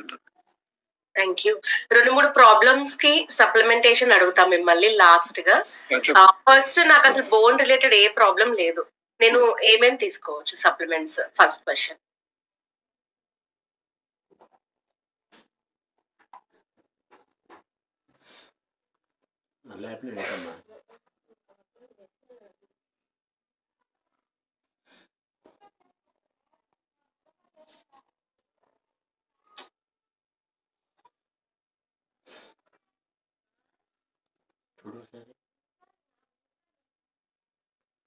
రిఫైన్డ్ ఆయిల్స్ అన్ని కూడా contain saturated fatty acids. So మనకి గుడ్ ఫ్యాట్ అనేది దొరకడం కష్టం ఉంది కాబట్టి, అందులో మోస్ట్లీ వెజిటేరియన్స్ ఉన్నారంటే అసలు ఫిష్ కూడా తినరు కాబట్టి డెఫినెట్ గా మన ఒమేగా 3 ఫ్యాటీ యాసిడ్స్ అంటే ఖచ్చితంగా డైట్ లో ఇంక్లూడ్ అవ్వాల్సిందేనండి, ఇంక్లూడ్ అవ్వాల్సిందే. ఈ అన్నిటికన్నా ముందు ముఖ్యంగా మన గట్ హెల్త్ అంతా ఎలా ఉందో ఫస్ట్ మనం చెక్ చేసుకోవాలి. అది మనకి ఎసిడిటీ ప్రాబ్లమ్స్ ఏమైనా ఉన్నాయా, గ్యాస్ట్రిక్ డిస్ట్రెషన్ ఏమైనా ప్రాబ్లం ఉందా, మనకు బౌల్ మూమెంట్స్ రెగ్యులర్ గా ఉన్నాయా లేదా, బౌల్ హ్యాబిట్ రెగ్యులర్ గా ఉందా లేదా, ఇవి చెక్ చేసుకోవడము. ఇది లేదంటే ఫస్ట్ మన గట్ హెల్త్ మాత్రం సెట్ చేసుకోవాలి with fibre and preprobiotic and AVH. ఈ 3 మనం వాడుతుంటే చాలా మటుకు ముందు మన గట్ ని సెట్ చేసుకున్న తర్వాత ప్రాపర్ గా ఈ basic foundation products like protein powder, multivitamin, multi mineral and omega 3 fatty acids basic గా మనం పెట్టుకుంటే ఒక లెవెల్లో మన హెల్త్ బాగా డిఫరెంట్ గా ఉంటుందండి, దాంట్లో డౌట్ ఏం లేదు. అండ్ రొమటైడ్ ఆర్థరైటిస్ అని చెప్తున్నారు. రొమటైడ్ ఆర్థరైటిస్ లో మనం అనుకున్న ఇన్ఫ్లమేషన్ అంటే ప్రిడామినెంట్ కాజ్ అనమాట. పెయిన్ రావడానికి, జాయింట్స్ రావడానికి ఇన్ఫ్లమేషన్ అనేది ప్రిడామినెంట్ కాజ్ అనమాట. సో ఇన్ఫ్లమేషన్ మనం కంట్రోల్ చేయాలంటే సో ఈ బేసిక్ ఫౌండేషన్స్ ప్రొడక్ట్స్ తో పాటు మనము డెఫినెట్ గా మనం ఇంక్లూడ్ చేస్తుంది కూడా వైటమిన్ C కూడా మనం ఇంక్లూడ్ చేయాలండి. అండ్ B కాంప్లెక్స్ కూడా, న్యాచురల్ B కూడా మనం ఇంక్లూడ్ చేయాలి డెఫినెట్ గా మనం. అండ్ ఇంకా చెప్పాలంటే మన ashwagandha is also giving an excellent result అండి. అశ్వగంధ అండ్ మనం సైబరీజిన్స్ కూడా ఎక్కువగా పేరుపై జాయింట్ పెయిన్స్ ఎక్కువ ఉన్నప్పుడు కూడా మనం వాడగలిగితే మాత్రం ట్రెమెండస్ గా రిలీఫ్ వచ్చేస్తుందండి అది. So normal basic health products తో పాటు పర్టికులర్లీ వైటమిన్ C ఖచ్చితంగా మీరు ఇంక్లూడ్ చేసుకోవాలి. అండ్ తర్వాత మనం అనుకుంటాం ఒమేగా 3 మనం అశ్వగంధ కానీ ఇది కూడా పెట్టవచ్చు. ఇంకో ముఖ్యమైన ప్రొడక్ట్ మనకు ఉంది, ట్రిపుల్ గార్డ్ ఎక్నీషియా ఉంది. ట్రిపుల్ గార్డ్ ఎక్నీషియా కనుక మనం ఒక short course for period 2 weeks ఒక కోర్స్ కనుక మనం తీసుకోగలిగితే అక్యూట్ గా రుమటాయిడ్ ఆర్థరైటిస్ జాయింట్ పెయిన్స్ తో బాధపడుతున్న వాళ్ళు ఒక రెమిషన్ లోకి వెళ్ళిపోవచ్చు. జాయింట్ మన ప్రాబ్లం నుండి మనం ఒక అక్యూట్ స్టేజ్ మనం కంట్రోల్ చేసుకోవడం చాలా అవకాశం ఉందంటది. సో మనకి ట్రిపుల్ గార్డ్ ఎక్నీషియా కోర్స్ మనం ఒకలా ఇంతకుముందు ఫాలో అయ్యే వాళ్ళము, 9+963 అనే కోర్స్ ఫాలో అయ్యే వాళ్ళము. ఫస్ట్ డే 9 days 9 tablets 6 అలా కాకుండా మీరు రోజుకు 3 చెప్పిన కంటిన్యూస్ గా 2 weeks వేసుకున్నా కూడా సరిపోతుంది. Triple guard echinacea is also very good product, particularly paternity rheumatoid arthritis patient లో మనం డెఫినెట్ గా చాలా మంచి రిజల్ట్ తీసుకొస్తుంది. ఇంకా ఆస్టియోఆర్థరైటిస్ వస్తే కూడా మనం ఇందాక చెప్పుకున్నట్టు బేసిక్ ఫౌండేషన్ ప్రతి ముఖ్యంగా మనం వాడాల్సిన గ్లూకోజ్ మన HCl అండి. ఇక్కడే నేను ఇంకో పేషెంట్ మీకు ఖచ్చితంగా మీకు చెప్పాల్సింది ఏంటంటే, చాలా మంది ఏం చేస్తారంటే గ్లూకోజ్ మన HCl ఉంది, 120 క్యాప్సూల్స్ ఉన్నాయి అని చెప్పి చాలా కాస్ట్లీ అని జాగ్రత్తగా రోజుకు ఒక క్యాప్సూల్ వేసుకుంటుంటారు, లేకపోతే 2 రోజులు ఒకటి వేసుకుంటుంటారు. జాగ్రత్త చేయించారు, అది మాత్రం కాదు. ఫుల్ డోస్ వేసుకుంటేనే మీకు బెనిఫిట్ ఉంటుంది. రోజుకి 4 క్యాప్సూల్స్ అంటే 1500 milligrams per day ఖచ్చితంగా వెళ్ళి తీరాల్సిందే. అట్లీస్ట్ ఫర్ 2 bottles ఇనిషియల్ గానే వేసుకుని తర్వాత కావాలంటే మెయింటెనెన్స్ వేసుకుని 1 BD చెప్పిన మీరు వేసుకోండి. కానీ 120 tablets 1 month ఖచ్చితంగా 4 capsules వేసుకుని తీరాల్సిందే. ఇక్కడ అడుగుతారు నాకు 4 వేసుకుంటే నా పొట్ట ఏమవుదు, మధ్యాహ్నం 2 రాత్రి 2 వేసుకోండి, ఇది కావాలంటే డైట్ తో తీసుకోండి, ఖచ్చితంగా గ్లూకోజ్ మంచి రిజల్ట్ వస్తుంది. దాంట్లో మనకి బోస్విలియా అని ఉంది, అది యాంటీ ఇన్ఫ్లమేటరీగా కూడా పనిచేస్తుంది అనమాట. రుమ్టాయిడ్ ఆర్థరైటిస్ లో కూడా గ్లూకోర్మిన్ ఎస్ఎల్ పెడతాము, ఎందుకంటే రుమ్టాయిడ్ ఆర్థరైటిస్ లో కూడా కార్టిలేజ్ అరిగిపోతుంది, సెకండరీ ఆస్ట్రైటిస్ అని వస్తుంది అనమాట. దాన్ని రుమ్టాయిడ్ ఆర్థరైటిస్ లో కూడా ఒక స్టేజ్ దాటిన తర్వాత గ్లూకోజ్మిన్ ఎస్ఎల్ కూడా మనం ఖచ్చితంగా వాడి తీరాలన్నమాట. సో గ్లూకోజ్మిన్ ఎస్ఎల్ వాడండి, వాడినప్పుడు మాత్రం ఖచ్చితంగా కరెక్ట్ డోస్ 4 క్యాప్సూల్స్ మాత్రం వేసుకోండి అనమాట. ఇది మాత్రం డెఫినెట్ గా మనం పాటించాల్సిందండి. దట్స్ ఆల్ అండి నా సైడ్ నుంచి. And lot of information, lot of knowledge ని మాకు పాస్ చేశారు. మీరు ఒక డాక్టర్ గా మీరు చాలా ఎక్సలెంట్ గా మాకు అందరికీ చెప్పారు, ఒక ఎమరల్ లీడర్ గా. And you are the one of the most senior leaders మీరు, భారతి గారు. సో సప్లిమెంట్స్ పరంగా సో మీ ఎక్స్పీరియన్స్, ఒక డాక్టర్ అయ్యింది కూడా మీరు ఆంబేని ట్రస్ట్ చేసి, న్యూట్రిలైట్ ని ట్రస్ట్ చేసి ఇంత మందికి మీరు ఇంత మంచి knowledge, and you have treated so many, నాకు తెలిసి లక్షల్లోనే మీరు ట్రీట్ చేసి ఉంటారు, వేలల్లో కూడా కాదు. సో ఫైనల్ గా మీరు చెప్పే మా అందరికి, మమ్మల్ని మోటివేషన్ చేయడానికి మీరు ఫైనల్ గా యాజ్ అన్ ఎమరల్ లీడర్ గా మా అందరికి ఏం చెప్తారు? ఒక ఎగ్జాంపుల్ చెప్తాను, నా జీవితంలో మర్చిపోలేని ఒక సంఘటన చెప్తానండి. ఓ రోజు నేను ఇలాగే పేషెంట్ చూస్తున్నాను, సడన్ గా పెద్ద శబ్దం వచ్చింది, నా కాళ్ళ మీద ఏదో తగిలినట్టు అనిపించింది. చూస్తే ఒక ఆవిడ నా కాళ్ళ మీద పడిపోయింది అనమాట. It literally shocking for my patient. ఇంకో పేషెంట్ చూస్తున్నాను, ఏంటని అడిగితే, సార్ నిజంగా మా మామ జీవిత ఆశయం కోరికను మీరు తీర్చేస్తారు సార్ అని అడిగారు. జీవితంలో తను ఎంతో కోరికండి, తన కోరిక మీరు తీర్చారని అన్నాను. నాకు అర్థం కాలేదు, కనెక్ట్ అవ్వలేదు. ఆవిడ కోరిక నేనేం తీర్చానంటే, 2 months prior to that incident అంటే మామగారు ఫ్రాక్చర్ అయింది. She around 85 years. ఆవిడ హిప్ జాయింట్ ఫ్రాక్చర్ అయింది. తనకు డెలిబరేట్ గా సర్జరీ ఒకటే మార్గము, సర్జరీ లేకుండా వేరే విధంగా చేస్తే చాలా మటుకు ఛాన్సెస్ ఫర్ బోన్ చాలా తక్కువ అనమాట. బట్ సర్జరీకి she was unfit, heart condition బాగలేదు, ఎనస్థీషియా ఇవ్వడానికి లేదు. కాబట్టి తను మీ చెప్పిన ప్రోటీన్ పౌడర్ అండ్ కాల్మాక్టీ పెట్టి, రెండే పెట్టాను, కాల్మాక్టీ పెట్టాను. వాళ్ళు రిలీజియస్ గా వాడే 2 months పట్టారు. ఆ పేషెంట్ మధ్యలో మళ్ళీ నాకు 2 months తర్వాత మధ్యలో అప్పుడు రావడమే, తను వాళ్ళ మనవుడు మ్యారేజ్ తన దగ్గరుండి చేయించాలని ఒక ప్రగాఢమైన కోరిక ఉండేదట మామకి. మ్యారేజ్ పెట్టుకున్న 2 months ముందు ఇప్పుడు పడిపోవడం, బెడ్ అయిపోవడంతో వాళ్ళు చాలా బాధపడిపోయారట. బట్ ఈ 2 months ఆవిడ రికవర్ అయిపోయి మ్యారేజ్ లో ఎంతో చక్కగా తిరుగుతూ నా జీవితాన్ని నిలబెట్టాను, నా కోరిక తీర్చారని చెప్పాడు. కాళ్ళ పడిపోతే నాకు నిజంగా ఆ రోజు నాకు నిజంగా ఎంత హ్యాపీగా అనిపించింది అంటే, ఈ కాల్షియం అండ్ ఈ ప్రోటీన్ ఇంత లైఫ్ ని తీసుకొస్తాయని చెప్పి నేను మర్చిపోలేనండి అది. అండ్ సెకండ్ మా ఫాదర్ కండి, మా ఫాదర్ కూడా is real example. At the age of ఆయన 87 years అప్పుడు ఆయనకి ఫ్రాక్చర్ అయింది. అండ్ దాంతోపాటు రెస్పిరేటరీ ప్రాబ్లం కూడా వచ్చింది. వస్తే కేర్ హాస్పిటల్ తీసుకెళ్తే అక్కడ రెస్పిరేటరీ ప్రాబ్లం కోసం ఇమీడియట్ గా అటెండ్ అవ్వాలి కాబట్టి వాళ్ళు అటెండ్ అయ్యారు. అటెండ్ అయిన తర్వాత మా కొలీగ్ డాక్టర్స్ కూడా ఉంటారు కదా, వాళ్ళకి నన్ను షంటడం మొదలు పెట్టారు.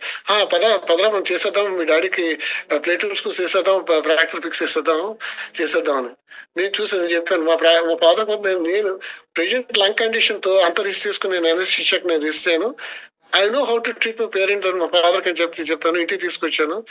రిలీజియస్ గా మా ఫాదర్, మా పేరెంట్స్ కూడా చాలా చక్కగా ఎవ్రీ ప్రొడక్ట్ వాళ్ళు రెగ్యులర్ వాడేవారు. కాల్మాక్టీ and protein powder wonders and miracle అండి. ఆ తర్వాత ఆయన 5 years till the last minute వరకు కూడా ఆయన హ్యాపీగా నడుస్తూ ఆయన పనులు చేసుకుంటూ షాపింగ్ కానీ ఎవ్రీడేకి వచ్చారు లాస్ట్ మినిట్. అది ఆ కేసు కూడా చూపిస్తే మా కొలీగ్స్ కూడా వండర్ అనమాట, ఎలా అతుకుపోయింది బోన్, ఎలా అతుకుపోయింది. Real good source of calcium వస్తే బోన్ అతుక్కోకుండా ఏముంటుందండి అది. నాకు మీరు చెప్తున్నప్పుడు ఇలా కొన్ని 100 కేసులు నాకు ఎగ్జాంపుల్స్ ఉన్నాయి. బోన్కి ఇది అతుక్కోదు, ఇది ఆపరేషన్ చేస్తే కాదు అన్న పేషెంట్లకు కూడా కాల్మాక్ ట్రీట్మెంట్ పెట్టి, రిలవెంట్ ట్రీట్మెంట్ అంటే బోన్ ట్రీట్మెంట్ చేయడం ఆపేసాను చెప్పను, రిలవెంట్ ట్రీట్మెంట్ తో సపోర్టింగ్ కాల్షియం అండ్ ప్రోటీన్ కనుక పెట్టి హీమోగ్లోబిన్ ఎనీమియాని మనం కరెక్ట్ చేసి, ఎనీమియా అక్కడికి లేకపోయి ఉంటే ఫ్యాంటాస్టిక్ అండి. ఇన్ని 100 కేసులు, 100 కేసులు. అందుకే వీఆర్ సో ఫ్యాన్ అనమాట ఈ మాకు ప్రొడక్ట్స్ అంటే. ఎందుకంత ఫ్యాన్ అంటే చూస్తున్నాం ఎంతో మందికి బెనిఫిట్ ఇవ్వగలుగుతున్నాం ఆ ప్రొడక్ట్స్ మీద నిజంగా. సో ఇంకంతకన్నా ఇంకేం చెప్పగలం నిజంగా. ఈ బిజినెస్ నిజంగా మా జీవితంలోకి వచ్చిందంటే పర్టికులర్ నా ప్రొఫెషన్ కి చాలా హెల్ప్ జరుగుతూ ఉందండి నిజంగా. ఎంతో మంది ఫైనాన్షియల్ గా మేజర్ ఛాలెంజెస్ ని షార్ట్ టైమ్ లో మనం తగ్గించగలిగామంటే అంతకన్నా కావాల్సింది ఏముందండి. ఒక వ్యక్తికి ఆపరేషన్ జరిగి మేజర్ గా డబ్బులు ఖర్చు ఎంతో మంది సఫర్ అయిన కేసెస్ కూడా మనం సింపుల్ గా చిన్న బేసిక్స్ తో వాటికి అటెండ్ అవుతూ సప్లిమెంట్స్ ప్రాపర్ గా ఇచ్చి మనం వాళ్ళ జీవితంలోకి బయటపడేటట్టు చేస్తే అంతకన్నా కావాల్సిన బ్లెస్సింగ్ ఏముందండి నిజంగా చెప్పాలంటే. సో నిజంగా మాకు ఇప్పుడు కూడా అది తలుచుకుంటే గూస్ బంప్స్ వస్తుంటాడు నిజంగా. Thank God because I was in the business. ఇంత మంచి వండర్ఫుల్ ప్రొడక్ట్స్ మనం తెలుసుకోగలిగాము, ఎంతో మందికి మనం రికమెండ్ చేస్తాం, ఎంతో మంది జీవితాల్లో వాళ్ళకి హెల్ప్ చేయగలుగుతాం అని అనిపిస్తూ ఉంటారండి. సో ఎంత చెప్పినా తక్కువ ఫ్రెండ్స్. మీకు ఏదైనా ఈ ప్రొడక్ట్స్ రిజల్ట్ రావట్లేదు అంటే కనుక ఫస్ట్ మీరు చెక్ చేసుకోవాల్సింది మీరు right kind of product right condition కి వాడుతున్నారా లేదా. ఇందాక చెప్పాను గ్లూకోజ్ మీద ఎస్ఎల్ మీకు ముడుకుల లోపు పనిచేస్తుంది. కంప్లీట్ గా అరిగిపోయి ఎందుకు పనికిరాని జాయింట్ మీరు గ్లూకోజ్ మీద ఎస్ఎల్ దయచేసి పెట్టద్దు. మైల్డ్ టు మోడరేట్ కేసెస్ కి ఎక్సలెంట్ గా పనిచేస్తుంది. కంప్లీట్ గా అరిగిపోయి రిప్లేస్మెంట్ చేస్తే తప్పించి చేయాల్సిన కేసుకి డాక్టర్ చెప్పారు కదా మీరు రెడీ అయిపోయి నేను గ్లూకోజ్ మీద వాడేయండి మీకు పరిగెట్టేస్తారు మొత్తం దయచేసి చెప్పద్దు. సో ఇలా కొన్ని మీరు కండిషన్స్ మీరు తెలుసుకొని అప్రోప్రియట్ టైంలో మీరు కరెక్ట్ సప్లిమెంట్ సజెస్ట్ చేయడం అని మీరు నేర్చుకోగలిగితే ఈ ప్రొడక్ట్స్ తాలూకా వండర్ఫుల్ బెనిఫిట్ మనం తీసుకోగలుగుతాం. చాలా చాలా ఉంటుంది. సో అవి తెలుసుకోవడానికి ప్రశాంత్ గారు ఎక్సలెంట్ ట్రైనింగ్ సెషన్స్ మనకు కంటిన్యూస్ గా చేస్తూ ఉన్నారు. మాకు ఇప్పుడు ఎంత ఆశ్చర్యం. ఒకప్పుడు ప్రశాంత్ గారు ట్రైనింగ్స్ కోసం అయితే ఎదురు చూస్తుండేవాళ్ళం. నెలకు ఒకసారి కూడా మాకు అవకాశం వచ్చేది కాదు, ఎందుకంటే ఫిజికల్ ట్రైనింగ్స్ అవుతుండేది. ఎప్పుడు వస్తారా చూస్తుంది. ఇప్పుడు మీరు ఎంత అదృష్టం అంటే ఎవ్రీడే మీరు చూస్తూ ఉన్నారు, రోజుకి 2 సార్లు చూస్తూ ఉన్నారు మేడం. ఎక్సలెంట్ నాలెడ్జ్ మీరు పాస్ ఆన్ చేస్తూ ఉన్నారు. సో ఆ నాలెడ్జ్ మీరు తీసుకోండి, మీరు కూడా స్టడీ చేయండి. డూస్ అండ్ డోంట్స్ బాగా తెలుసుకోండి. మన బిజినెస్ కోసం మాత్రం ఎవరికి మిస్గైడ్ చేయొద్దు ప్రొడక్ట్స్ ప్రమోట్ చేసే విషయం. అది మీరైతే స్ట్రిక్ట్ 200% నేను పాటిస్తాను. నా బెనిఫిట్ కోసం ఎవరికి అన్నెసరిగా ప్రమోట్ చేయను. అలాగే నెసెసిటీ ఉన్న 200% చెప్తాను. దాని ప్రొడక్ట్ వాళ్ళకి వాల్యూ చెప్పి ప్రమోట్ చేస్తాను. బిజినెస్ అనేది మాత్రం విషయం పేషెంట్ ట్రీట్మెంట్ చేసే విషయం ఎప్పుడూ తీసుకురాము. You should never be part of the treatment అండి అది. సో మనం కరెక్ట్ గా సజెస్ట్ చేస్తే ఫెంటాస్టిక్ గా పనిచేస్తుంది. అండ్ ఫ్రెండ్స్ ఇప్పుడు మనం మంచి రైట్ టైమ్ లో ఉన్నాము. అండ్ పోస్ట్ కోవిడ్ చాలా మంది అన్ని చాలా థ్యాంక్ యూ సో మచ్ అండి. So thank you once again for giving wonderful opportunity అండి Prashant garu. Once again thank you for you and as well as Chandra garu and professor Sukumar garu. Thank you all for patient listening అండి. Problem మీకు ఏదైనా కొన్ని confusion అన్నట్టు కనుక మళ్ళీ clarity తీసుకొని మీరు అడ్వైస్ మీ డాక్టర్ అడ్వైస్ మాత్రం ఫాలో అవ్వండి. థ్యాంక్ యూ అండి. ఈ వరల్డ్ రుమటైడ్ ఆర్థరైటిస్ డే రోజు అంటే ఇక్కడ సీనియర్ డిస్ట్రిబ్యూటర్స్ ఉన్నారు, సీనియర్ లీడర్స్ ఉన్నారు, కొత్త వాళ్ళు చాలా మంది ఉన్నారు. మీరు ఇచ్చినటువంటి నాలెడ్జ్ ఇన్ఫర్మేషన్ నిజంగా ఇప్పుడు బోన్ రిలేటెడ్ మాకు ఏదైనా ప్రాబ్లమ్ ఉండి డాక్టర్ దగ్గరికి వెళ్తే almost we started program at 7:05 8:40 అయింది. ఎక్కడ కూడా టైం వేస్ట్ లేకుండా 1:35 మీరు మాకు ఇచ్చినటువంటి నాలెడ్జ్ డెఫినెట్ గా మేము ఇక్కడ ఉన్నటువంటి కోచెస్ అందరూ వాళ్ళని హ్యాండిల్ చేసే క్లయింట్స్ కి చాలా బాగా ఈ ఇన్ఫర్మేషన్ హెల్ప్ అవుతుంది అని అనుకుంటున్నాను. అండ్ ఇక్కడ ఉన్న వాళ్ళందరూ కూడా మీకు మెసేజెస్ లో థ్యాంక్స్ చెప్తున్నారు. సో